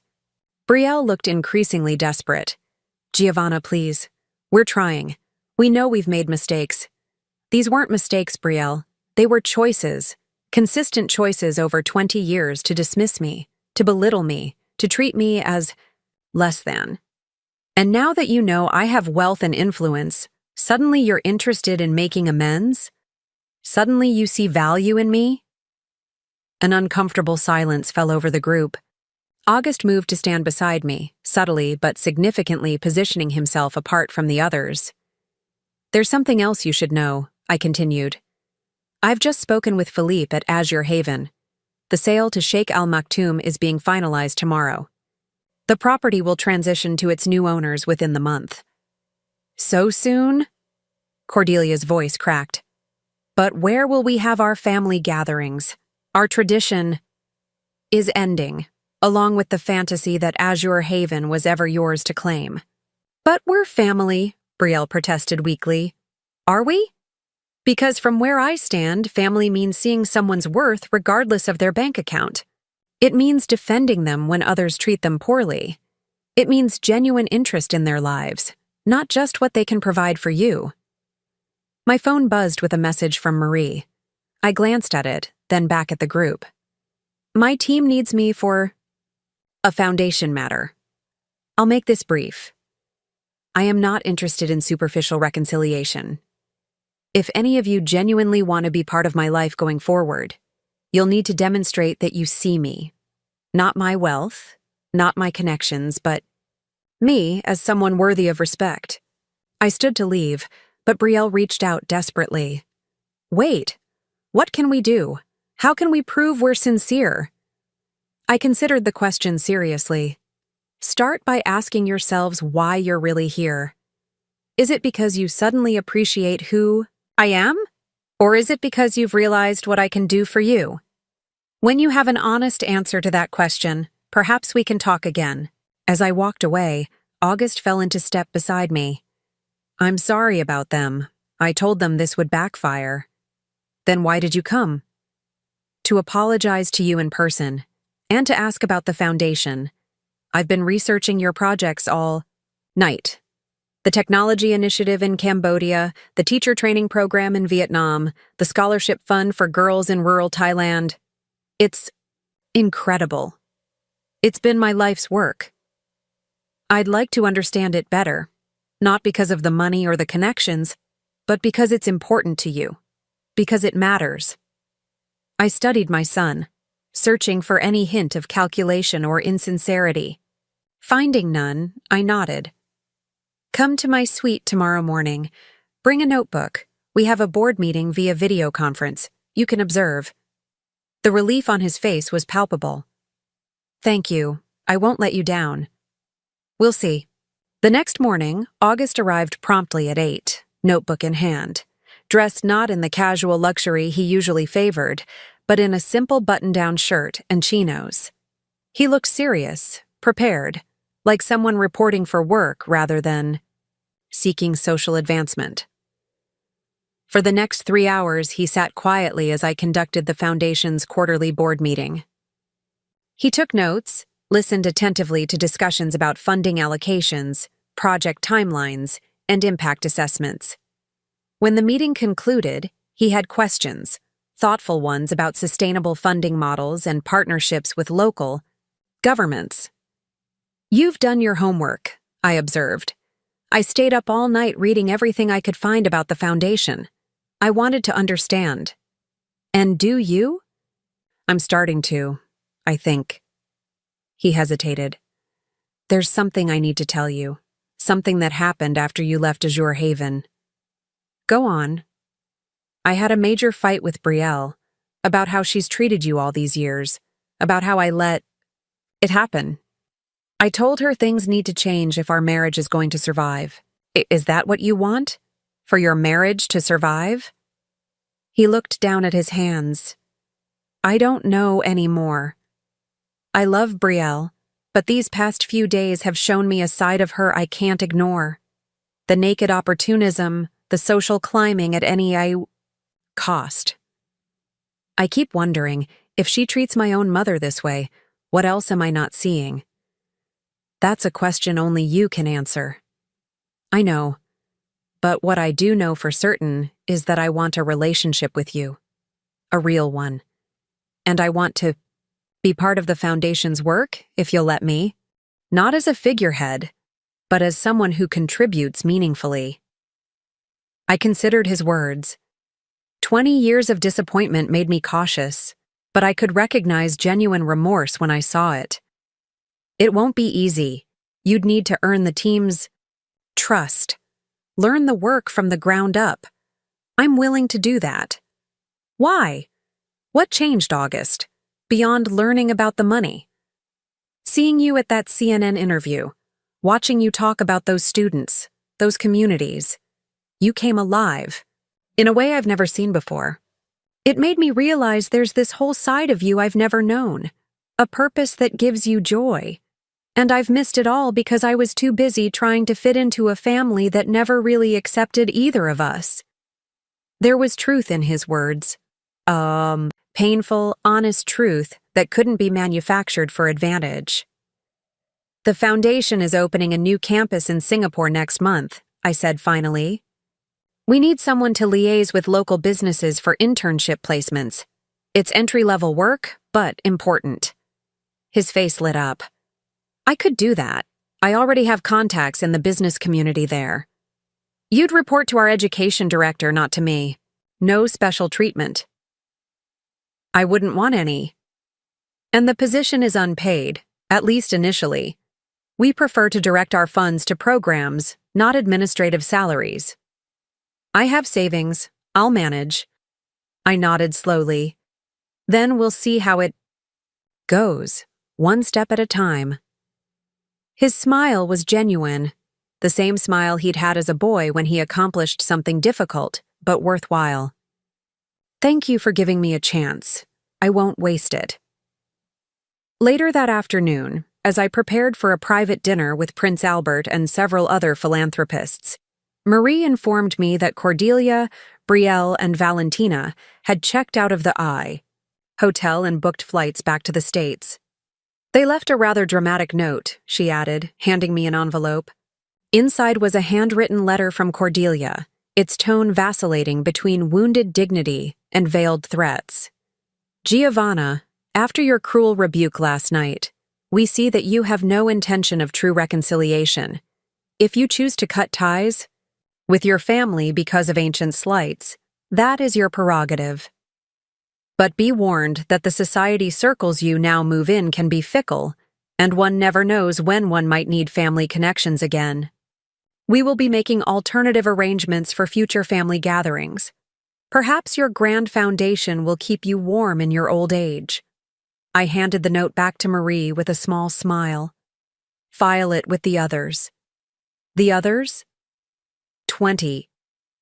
Years of subtle threats, backhanded compliments, and passive-aggressive notes. I've kept them all. A reminder of why boundaries matter. That evening, as I dined with actual royalty and discussed genuinely important work, I reflected on Cordelia's parting shot. Would my foundation keep me warm in my old age? In a way, yes. Not the money or the accolades, but the knowledge that thousands of students were building better lives because of our work. The communities that had grown stronger. The opportunities that had expanded. The potential that had been unlocked. These were the true legacy of my old age. The next day, August and I flew to Singapore for the Foundation's regional meeting. As the private jet climbed above the clouds, he gazed out the window, his expression thoughtful. "What are you thinking?" I asked. "About all the time I wasted. All the years I could have been part of this." "We can't change the past, August. We can only decide what to do with the present." "I know, and I've decided." He turned to face me. "I'm filing for divorce when we return to the States. Brielle and I, we want different things. She sees relationships as transactions, people as stepping stones. I don't want to live that way anymore." "Are you sure? Divorce isn't easy." He smiled sadly. "I learned from watching you all these years. Sometimes walking away is the strongest choice you can make." As the plane soared toward Singapore, toward a future neither of us had anticipated just a week ago, I felt a profound sense of peace. The woman the Carringtons had dismissed as just an old woman had not only reclaimed her power, but found a way forward that honored her true self. At 62, my life wasn't ending. It was evolving. The foundation was expanding, my relationship with my son was transforming, and my world was opening in ways I had never anticipated when I had first allowed the Carringtons to vacation at Azure Haven. Sometimes the most powerful revelation isn't showing others who you really are. It's finally, after years of hiding, allowing yourself to live as that person, unapologetically, authentically, gloriously free of others' expectations. And as for the vacation property that had started it all, Sheikh Al Maktoum's Educational Institute would open its doors the following year, welcoming students from across Southeast Asia. The deed would bear a plaque that read, "Founded with the generous support of the Domenico Carrington Foundation and its chairwoman Giovanna Blackwood." The old woman they had dismissed had transformed their playground into a launching pad for the next generation. It was, I thought with satisfaction, the perfect ending to one chapter and the perfect beginning of the next. "Look," August said, pointing out the window as Singapore came into view below, the city-state glittering in the afternoon sun. Home. And for the first time in 20 years, that word felt entirely true.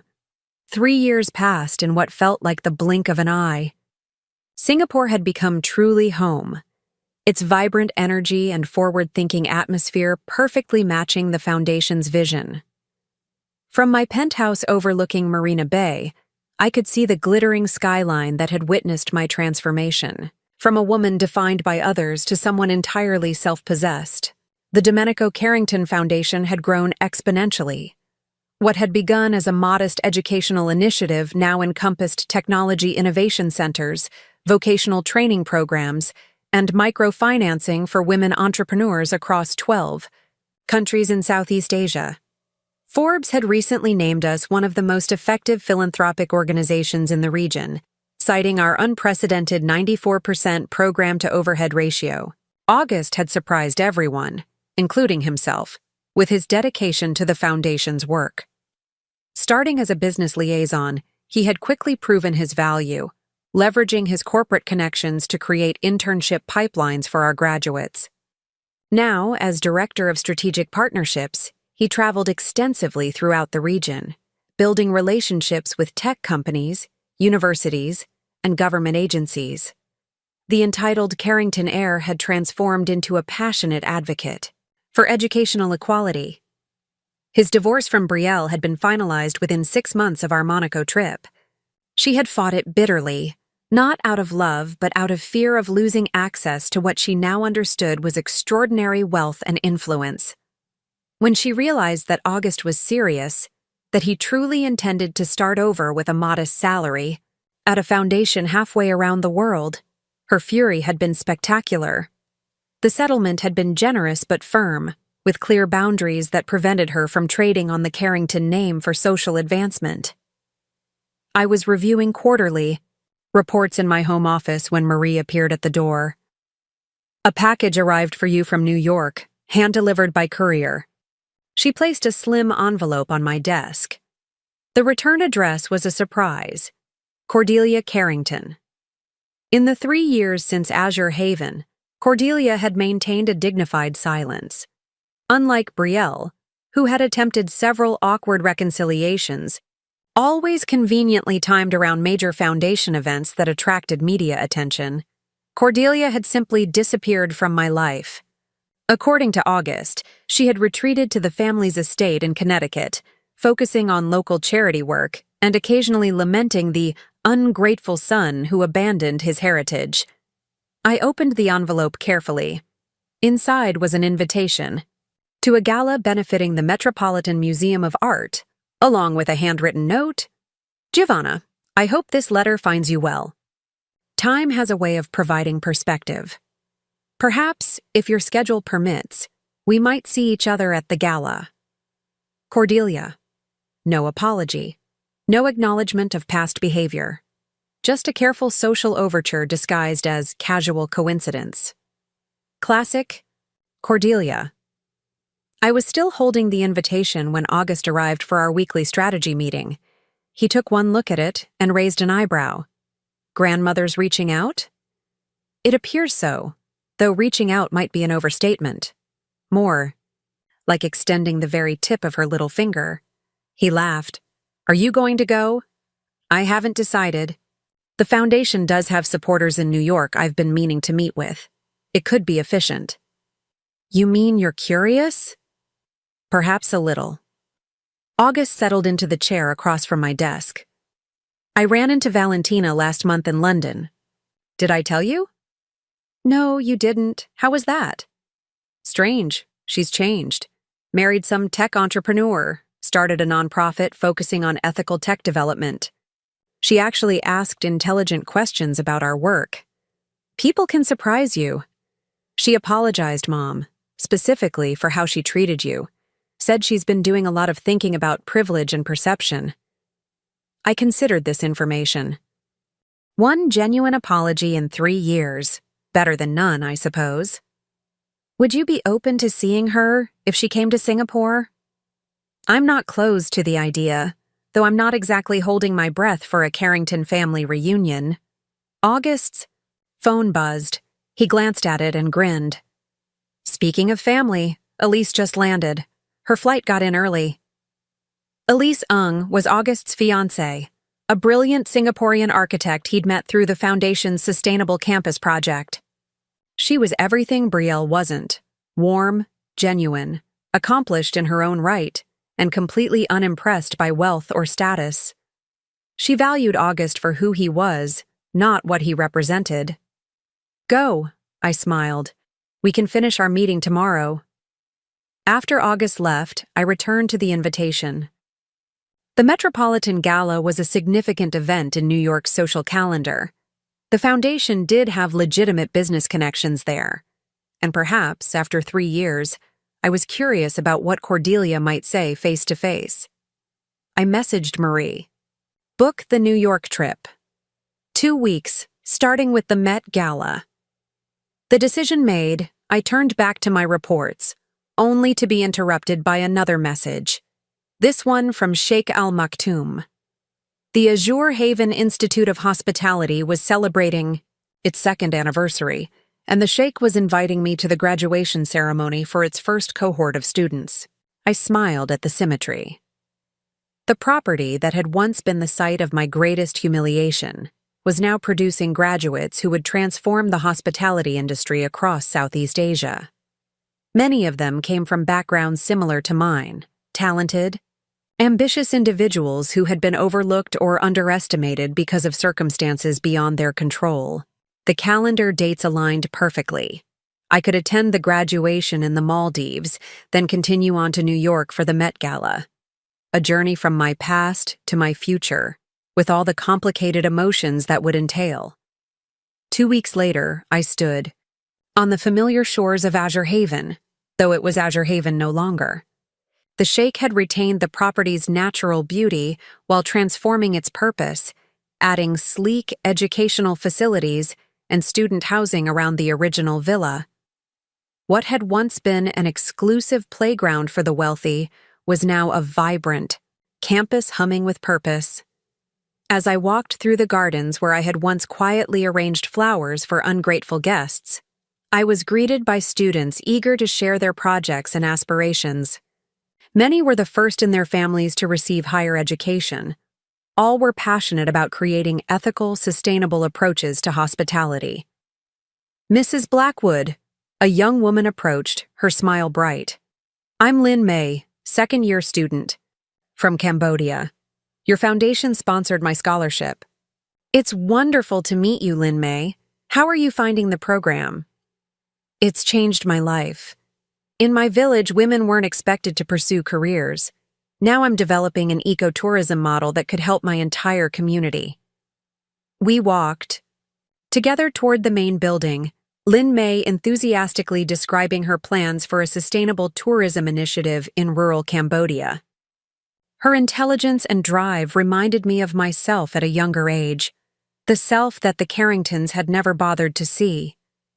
The graduation ceremony was deeply moving. 67 students from 12 countries, many from disadvantaged backgrounds, stood proudly in their caps and gowns. The valedictorian, a young man from a fishing village in Vietnam, spoke eloquently about redefining luxury as something that uplifts both guests and communities. "True hospitality isn't about expensive trappings," he said. "It's about creating experiences that honor the dignity of all involved, guests and staff alike." I couldn't help but think about how the Carringtons had defined luxury as exclusivity, as separation, as the marking of territory between the worthy and the unworthy. How different might things have been if they had understood what this young man grasped so intuitively? After the ceremony, Sheikh Al Maktoum invited me to tour the latest campus developments. The original master suite, my private sanctuary during those family vacations, had been transformed into a design studio where students created innovative hospitality concepts. "We've kept something for you," the Sheikh said, leading me to a small courtyard garden, a reminder of transformation. There, nestled among tropical blooms, was a plaque. "The Giovanna Blackwood Garden of New Beginnings. From humility comes strength." I was speechless, deeply moved by the gesture. "Your story inspired many of our students," he explained. "How you turned exclusion into opportunity, how you rebuilt your life on your own terms. We wanted to honor that journey." Later that evening, as I prepared to leave for my flight to New York, I took one final walk along the beach. This place had been both my prison and my liberation. Walking away from it 3 years ago had been necessary, but returning now, seeing its transformation, brought a sense of completion. My phone buzzed with a message from August.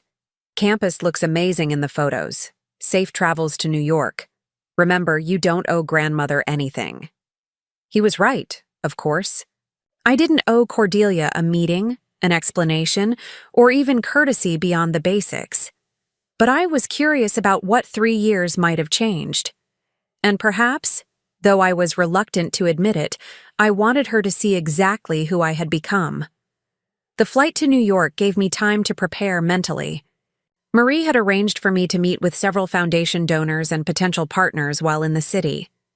The Met Gala would be just one event in a busy schedule, important perspective to maintain. New York welcomed me with its characteristic energy. My suite at the Pierre overlooked Central Park, the city sprawling beyond in all its chaotic glory. I'd always loved New York, its resilience, its reinvention, its refusal to apologize for what it was. The afternoon of the gala, as I was reviewing notes for a meeting the following day, Marie announced an unexpected visitor.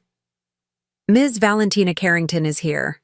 She doesn't have an appointment, but she's quite insistent. Interesting. Send her in. The Valentina who entered my suite was markedly different from the woman I'd known at Azure Haven. Gone were the flashy designer clothes and contemptuous expression. This Valentina was dressed simply in a well-cut pantsuit, her formerly highlighted hair now its natural chestnut, her face less made up but somehow more alive. "Giovanna," she said, hesitating at the door. "Thank you for seeing me. I wasn't sure you would." "August mentioned he saw you in London. Said you've started a non-profit?" She nodded, stepping further into the room. "Ethical Tech Initiative. We're working to ensure technology development includes diverse perspectives and addresses potential harm before it happens." She paused. "Your foundation's work was actually part of my inspiration." "Oh?" "Watching what you built. How you've centered voices that are usually excluded from decision-making. How you've created systems that lift entire communities. It made me rethink everything I thought I knew about impact." I gestured for her to sit. That's quite a shift from the Valentina I knew. She winced slightly. "I was awful to you. Dismissive, condescending, completely blind to my own privilege. There's no excuse for it. But I want you to know that I've spent these past 3 years trying to become someone different, someone better." Her directness surprised me. No hedging, no qualifications, no excuses. "August speaks highly of your work," I offered. "He's been incredibly generous. More than I deserved." She leaned forward slightly. "I should tell you why I'm here. It's about tonight." "The gala?" "Grandmother has orchestrated something of a situation. She's invited everyone, the entire extended Carrington family, plus half of New York society. She's been telling people she's reconciling with you, positioning herself as the gracious matriarch welcoming back the prodigal daughter-in-law." I laughed despite myself. "Some things never change. That's why I came to warn you. She's trying to co-opt your success, Giovanna. Suggesting that your foundation's work is somehow a Carrington family initiative that she's always supported from behind the scenes. That's ambitious, even for Cordelia. She's desperate. The family's social standing has declined since you left. The Azure Haven sale, August's divorce from Brielle, your foundation's success. It's all created a narrative she can't control. People ask questions she can't answer. So she's trying to rewrite history. Exactly. Tonight is her attempt to align herself with your success, rather than acknowledging her role in dismissing it. I considered this information carefully. Thank you for telling me. It's useful to be prepared. Valentina stood to leave. I won't be at the gala. I couldn't stomach watching her performance. But I wanted you to know that not all of us are still playing her games. Some of us have actually grown up. She hesitated at the door. For what it's worth, I'm truly sorry for who I was back then. You deserved better. After she left, I called Marie in to adjust our plans for the evening. If Cordelia wanted a performance, I would give her one, but not the one she expected. The Metropolitan Museum glowed with elegant lighting as I arrived for the gala. The event's theme was Bridges Between Worlds, celebrating cross-cultural artistic influence, ironically appropriate for the evening ahead. Marie had outdone herself with my ensemble, a stunning gown by a Cambodian designer from our foundation's Artisan Initiative, paired with jewelry crafted by women entrepreneurs from our microfinance program. Every element of my appearance told the story of the foundation's work, from the sustainably sourced silk to the traditional techniques that had been preserved through our cultural heritage projects. I had barely entered the grand hall when I spotted Cordelia holding court near the Egyptian wing, surrounded by attentive listeners. She was immaculately dressed as always, though I noted the subtle signs of age that 3 years had added, deeper lines around her eyes, a slight stoop, to her previously ramrod posture. She saw me at the same moment, her eyes widening slightly before she composed herself into a practiced smile. Giovanna, what a delightful surprise! As if she hadn't specifically invited me, as if this entire scenario wasn't her creation. Cordelia, I replied calmly, it's been some time. Too long, she declared, loud enough for those around her to hear. Family should never be separated by distance or misunderstandings. I completely agree, though I'm not sure I'd characterize calculated disrespect as a misunderstanding. Her smile tightened almost imperceptibly. Always so direct. That's what I've admired about you. Now come. There are people you simply must meet. The Foundation's work is attracting quite the attention in New York. So Valentina had been right. Cordelia was positioning herself as my patron, my champion, the wise matriarch who had somehow guided my success from afar. Before we do that, I said pleasantly, there's someone I'd like you to meet. I gestured toward the entrance, where a young woman had just arrived. Lynn May, our student from the Azure Haven Institute, looked radiant in a formal dress that incorporated elements of traditional Cambodian design. Lynn May is the top student at the Azure Haven Institute, the educational center that was established at what was once your family vacation home. She's here representing the graduating class at tomorrow's foundation benefit. Cordelia's smile faltered for just a moment. How lovely. The house has become a school? A world-class hospitality institute focused on sustainable tourism and ethical business practices. Many of our graduates go on to transform their home communities. Lynn May is developing an eco-tourism initiative that will provide economic opportunities for women in her village. Lynn May stepped forward with perfect poise. It's an honor to meet you, Mrs. Carrington. Mrs. Blackwood has told us how the Foundation's work began because of a pivotal moment involving your family. In a way, we all have you to thank for the inspiration. I suppressed a smile at Lynn May's masterful delivery. We had discussed this approach on the flight from the Maldives. Not to embarrass Cordelia, but to gently reclaim the narrative. To establish, without direct confrontation, that the Foundation's success had grown from the very soil of the Carringtons' rejection. Cordelia looked momentarily lost for words, a rare occurrence. Well, how meaningful. More guests were gathering around us now, drawn by Lynn May's striking presence and the unusual dynamics at play. A society columnist I recognized from the Times edged closer, clearly sensing a story. Lynn May is just one of 67 graduates this year, I continued smoothly. Many come from circumstances similar to my own, families without social connections, or inherited wealth, but with tremendous potential and drive. The Foundation believes talent can come from anywhere, though not everyone recognizes it immediately. The subtle emphasis was not lost on Cordelia, whose face had taken on a distinctly strained quality. Giovanna has always been so determined, she managed, trying to regain control of the conversation. Even when she was just starting out as Domenico's wife, we could see that spark in her. Really? The society columnist had moved fully into our circle now. I'd love to hear more about the early days of Mrs. Blackwood's philanthropy. The Foundation's origin story has become something of a legend in non-profit circles. Oh, I wouldn't say I was particularly involved in the details, Cordelia hedged. Cordelia is being modest, I interjected. Her family's treatment of me was absolutely foundational to the creation of our work. Without their consistent messaging about my inadequacy and unworthiness, I might never have developed such passionate commitment to recognizing overlooked potential in others.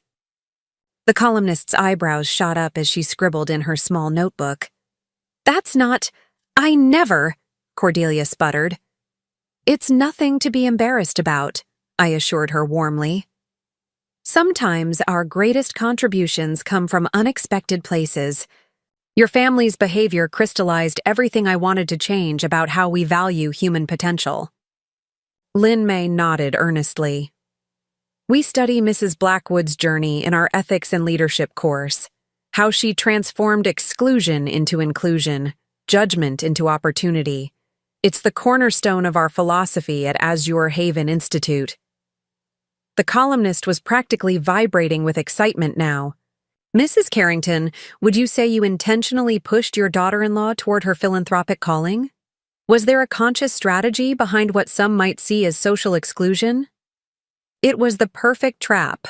Cordelia could either admit to years of deliberate cruelty or claim credit for intentionally driving me toward my success. Either way, the power dynamic she had tried to establish was thoroughly disrupted. We always knew Giovanna had potential, she managed weakly. Shall we find our table? I suggested gently.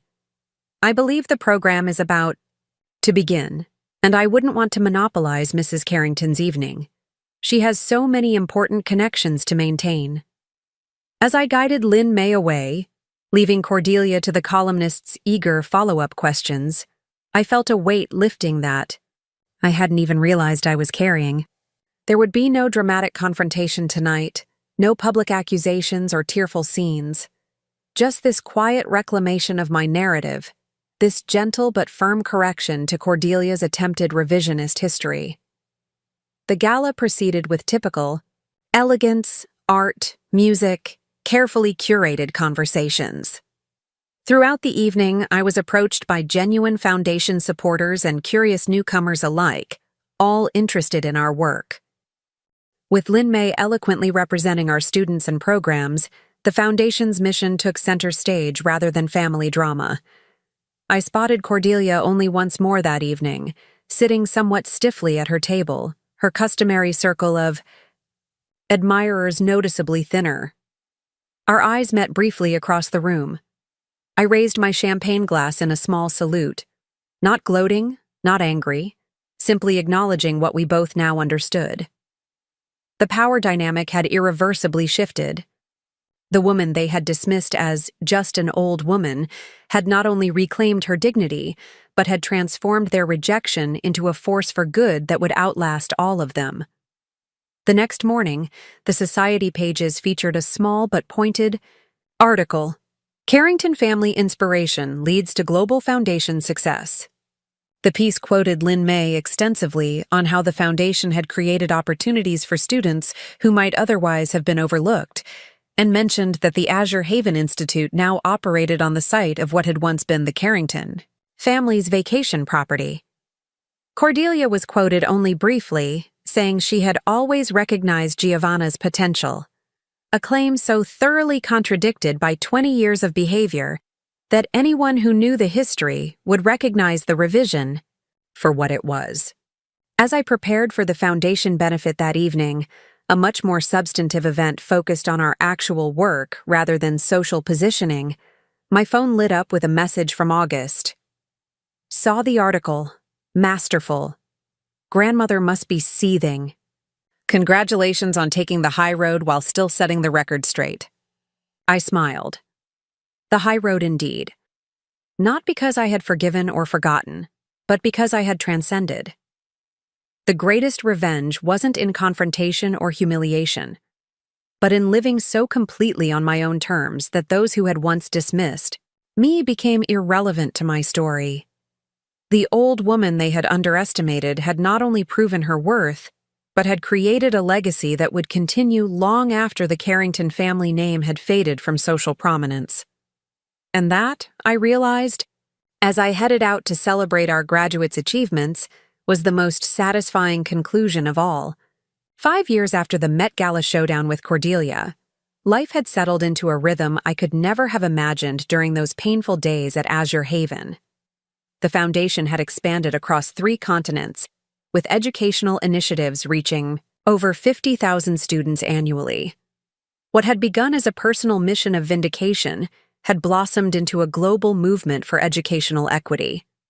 The morning sunlight streamed through the windows of my Singapore apartment as I reviewed the final plans for our newest project, a state-of-the-art innovation campus in rural Vietnam.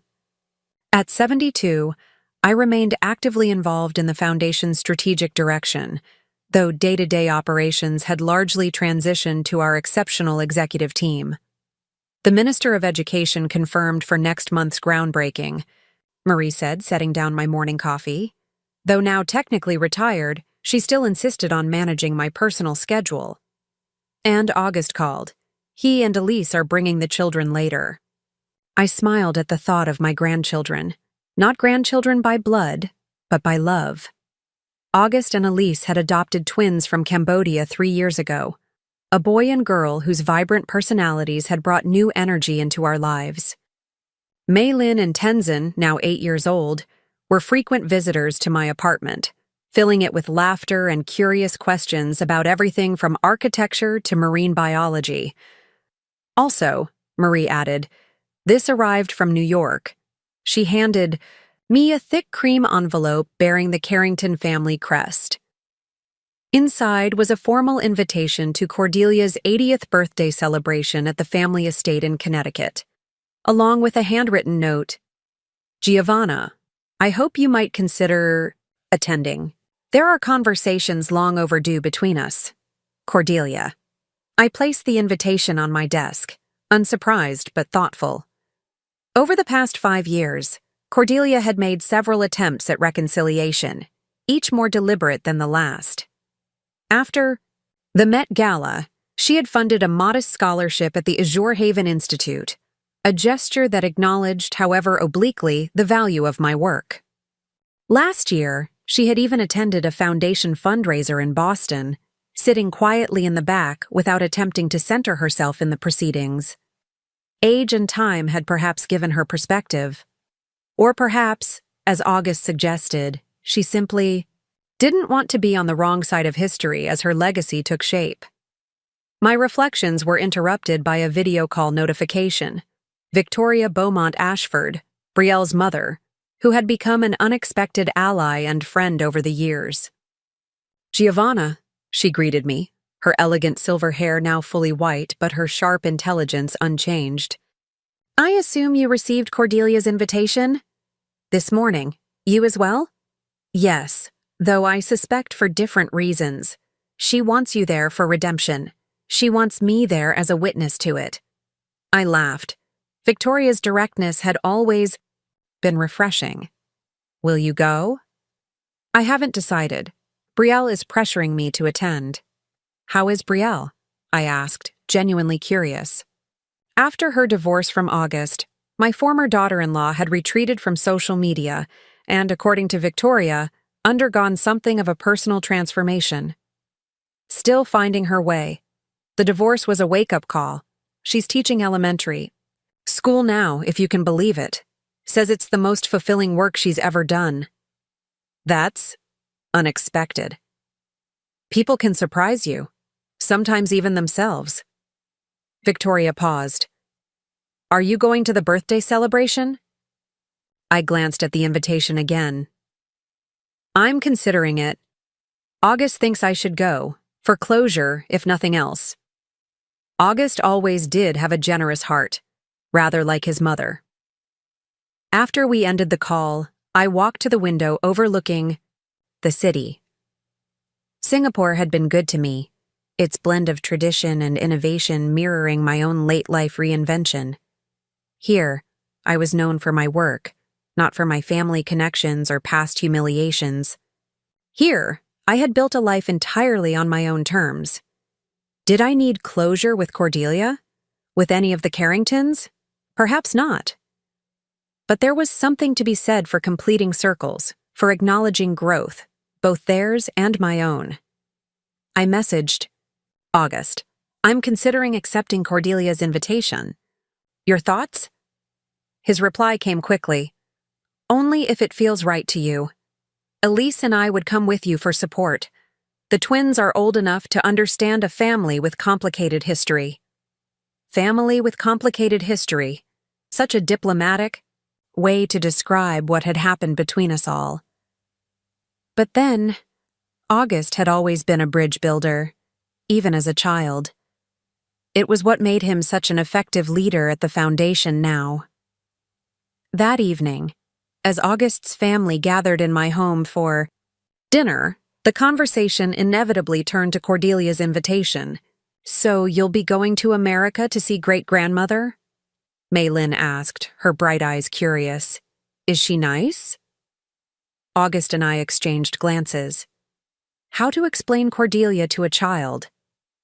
Your great-grandmother is complicated, I said carefully. She and I have a history that wasn't always positive, but people can change as they grow older. Like how Tenzin used to pull my hair, but now he's my best friend, Maylin asked. I smiled. Something like that, though adult relationships can be more complex. If she was mean to you, why would you go see her? Tenzin asked with the direct logic of a child. It was a good question, one I'd been asking myself since the invitation arrived. Sometimes, Elise interjected gently, we give people chances to show us they've changed. And sometimes we go not for them, but for ourselves, to show that we've moved beyond the hurt they caused. And sometimes, August added, we go to honor the journey, not just the starting point. Grandmother has built something remarkable from difficult beginnings. That's a powerful example for anyone, including great-grandmother. I looked at my son with quiet pride. For all the mistakes I'd made, for all the years of silence and accommodation, I had somehow raised a man of profound emotional intelligence. Perhaps that, more than any foundation or award, was my greatest achievement. I think I'll go, I said finally. Not for Cordelia, but for myself. To close a chapter properly. 1 month later, I found myself on the winding driveway of the Carrington estate in Connecticut. The grand Victorian mansion looked much as it had the last time I'd visited, decades earlier, though the gardens seemed less manicured, the grandeur slightly faded around the edges. August, Elise, and the twins had arrived separately and would join us for the formal dinner. For this initial reunion, I had chosen to come alone, a deliberate statement that I needed no protection or support. In facing Cordelia, the butler who answered the door was unfamiliar, but the formal stiffness with which he greeted me was a Carrington tradition. Mrs. Blackwood, Mrs. Carrington is expecting you in the solarium. I followed him through the familiar hallways, past oil paintings of Carrington ancestors who had looked down on me with the same dismissive gaze as their descendants. The solarium, however, was a surprise. Cordelia had always considered it too informal for receiving important guests. She sat in a wicker chair surrounded by greenery, looking smaller than I remembered, but still immaculately presented. Her hair was snow-white now, styled in the same perfect waves she'd worn for decades. When she saw me, something flickered across her face. Relief, perhaps, or resignation. Giovanna, you came. I did. Thank you for that. She gestured to the chair opposite her. Tea?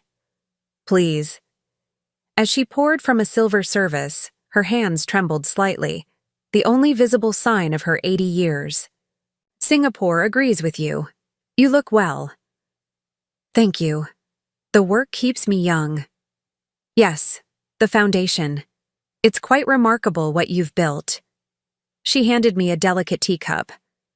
I follow the news about your initiatives. The technology campus in Vietnam is particularly impressive. I accepted the cup, slightly surprised by her knowledge of our current projects. It's been a collaborative effort. You've always been too modest. August said the vision was entirely yours from the beginning. The mention of August hung between us, the grandson she rarely saw, the son who had chosen my path over the eye. Carrington legacy. I understand the twins are here, she continued. August sent photographs, but I've never met them in person. They're looking forward to meeting you. They have questions about the family history. I imagine they do. Cordelia set down her teacup with precision. Children have a way of cutting through pretense, of demanding truth. They do. A silence stretched between us, filled with the weight of unspoken history. Finally, Cordelia straightened her shoulders in that characteristic gesture I remembered so well. I owe you an apology, Giovanna. Long overdue and likely insufficient, but sincere nonetheless. Though I had wondered if this moment might come, actually hearing the words was startling. I'm listening. When Domenico married you, I saw only what I expected to see. Someone beneath our station, someone unworthy of the Carrington name. I never looked deeper, never questioned my assumptions. Even after his death, when you showed such dedication to August, such loyalty to the family that had never truly welcomed you, I refused to see your worth. She paused, her gaze steady on mine. I was wrong. Completely, utterly wrong. The woman I dismissed as just an old woman has created a legacy that will outlast the Carrington name by generations. The inheritance we were so proud of pales beside what you've built from nothing. I sipped my tea, allowing her words to settle between us. Why tell me this now, Cordelia? After all these years? Because time grants perspective. Because at 80, one begins to consider how one will be remembered. She smiled faintly. And because your success has made it impossible to maintain the fiction that I was right about you. At least you're honest about that. I'm trying to be honest about many things, rather late in the game. She reached for a small box on the table beside her. I have something for you. Not a birthday gift for me, but perhaps a long overdue acknowledgement from me to you. She handed me the box. Inside lay a sapphire pendant on a platinum chain, a piece I recognized immediately as a Carrington family heirloom, one that had belonged to Domenico's grandmother. This should have gone to you when Domenico died, Cordelia said quietly. I kept it back, telling myself it belonged in the direct family line. Another way of saying you weren't truly one of us. I closed the box without taking out the necklace. I appreciate the gesture, Cordelia, but I don't need Carrington heirlooms to validate my place in the world. That time has passed. Of course, it has. You've created something far more valuable than any trinket my family could offer. She took the box back with a nod of understanding. Perhaps the twins might appreciate it someday, as part of their complicated family history. Before I could respond, the solarium door opened to admit Victoria, elegant as ever in a tailored pantsuit. Am I interrupting? She asked, though her confident stride suggested she didn't particularly care if she was. Not at all, Cordelia replied. Giovanna and I were just discussing family legacies. A timely topic. Victoria settled into a chair beside me. The Carrington legacy certainly looks different than anyone might have predicted 20 years ago. Indeed. Cordelia's tone was dry but not hostile. The two of you have become friends, I understand. We share certain perspectives, Victoria replied, on business, philanthropy, and the raising of occasionally challenging daughters. I couldn't help but smile at that. Victoria's candor about Brielle's flaws had been refreshing from the first. "How is Brielle?" Cordelia asked. "Will she be joining us tonight?" "She's arriving later. She's been nervous about this gathering, about seeing August and his family particularly." I nodded, understanding the complexity. It's been 8 years since the divorce. They've both moved on. "Perhaps in most ways," Victoria agreed. "But there's something about facing the road not taken that can be unsettling for anyone." The afternoon progressed with carefully navigated conversations. More family members arrived: distant cousins, Valentina and her husband, various Carrington connections who greeted me with the curious respect accorded to someone whose public accomplishments couldn't be ignored, however much they might have preferred to. When August arrived with Elise and the twins, the energy shifted palpably. The children brought an authenticity to the formal gathering that cut through decades of artifice. They asked direct questions, made honest observations, and approached Cordelia with the uncomplicated curiosity of the young meeting the very old. "Are you really 80? Maylin asked, studying Cordelia's face. "That's really, really old." "It is," Cordelia agreed, a genuine smile softening her features. "And what do you think of becoming 80 someday?" "I think I'd like to be like Grandma Giovanna when I'm old," Maylin declared. "She builds schools and helps kids, and everyone listens when she talks." A murmur of surprised laughter rippled through the room, but Cordelia simply nodded. "That seems like an excellent plan. Your grandmother has built something remarkable."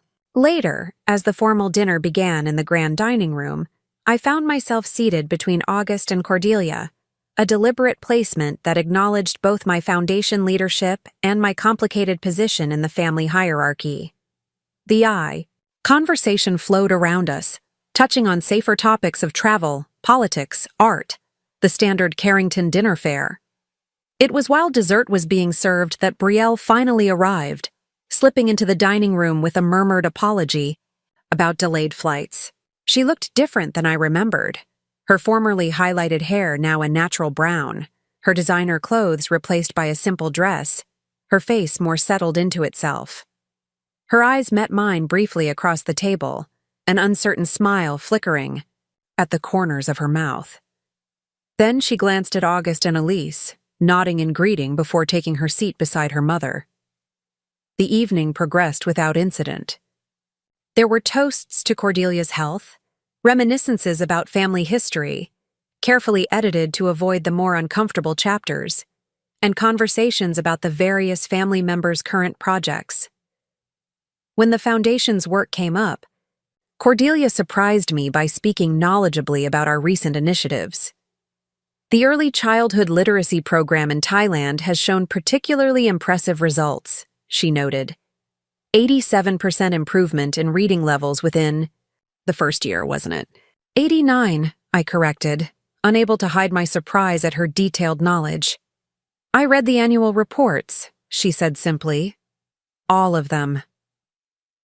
As the formal dinner concluded and guests began moving to various parts of the house for after-dinner, drinks and conversation, I found myself drawn to the library, the one room in the Carrington home that had always provided sanctuary.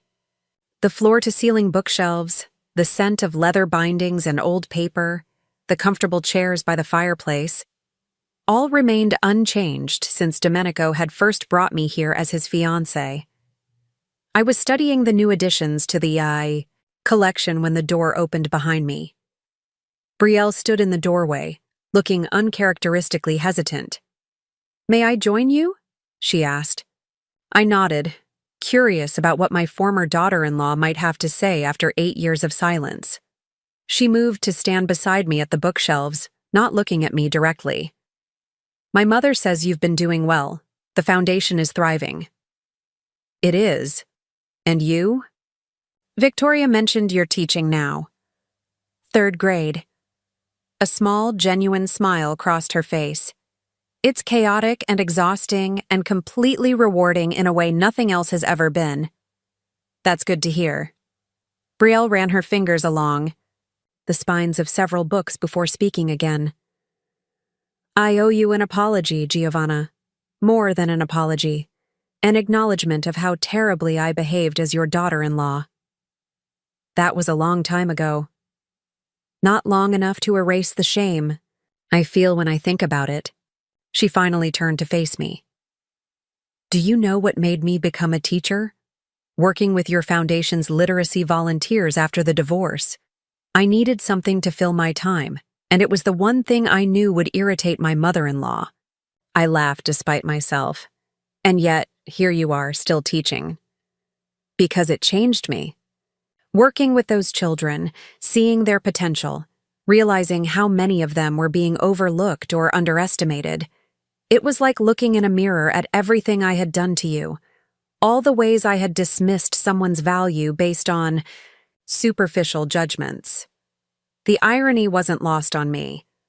So, my foundation inadvertently gave you a second act. A better act, a chance to be someone I could actually respect. She hesitated. August looks happy. The twins are wonderful. They are. Elise is an exceptional mother. I'm glad. Truly. She smiled sadly. It took me years to understand what August saw in you. Your resilience, your integrity, your refusal to be defined by others' limitations. By the time I figured it out, I had already lost everything that mattered. We stood in silence for a moment, the weight of the past between us, but somehow less oppressive than it had once been. My students have a saying, Brielle said finally. You can't change your story, but you can change how it ends. I'm trying to give mine a better ending than it started with. That seems like a worthy goal for anyone. As we rejoined the others for the birthday celebration's conclusion, I found myself reflecting on the journey that had brought us all to this moment. The Carringtons had dismissed me as just an old woman, unworthy of their respect or inclusion. That dismissal had sparked a chain of events that transformed not just my life, but the lives of thousands of students across multiple continents.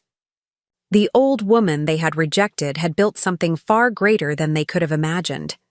Not out of spite or revenge, but out of the simple determination to recognize value where others saw none. And in doing so, I had found not just vindication but purpose, not just wealth, but meaning. As Cordelia cut her birthday cake, surrounded by the complicated family she had shaped through both her strengths and her failures, our eyes met briefly across the room. In that moment, I saw something I had never expected to see from Cordelia Carrington: respect. Not the grudging acknowledgement of wealth or influence, but genuine respect for the journey itself. It wasn't forgiveness, exactly. Some wounds run too deep for simple healing, but it was recognition of growth, of change, of the complicated paths that shape us into the people we ultimately become. And for the woman who had once been dismissed as just an old woman, that recognition felt like the perfect conclusion to a story that had begun with rejection, but would end with a legacy of inclusion, opportunity, and the simple, powerful truth that worth comes not from status or inheritance, but from what we build with our own hands. Up next, you've got 2 more standout stories right on your screen. If this one hit the mark, you won't want to pass these up. Just click and check them. Out!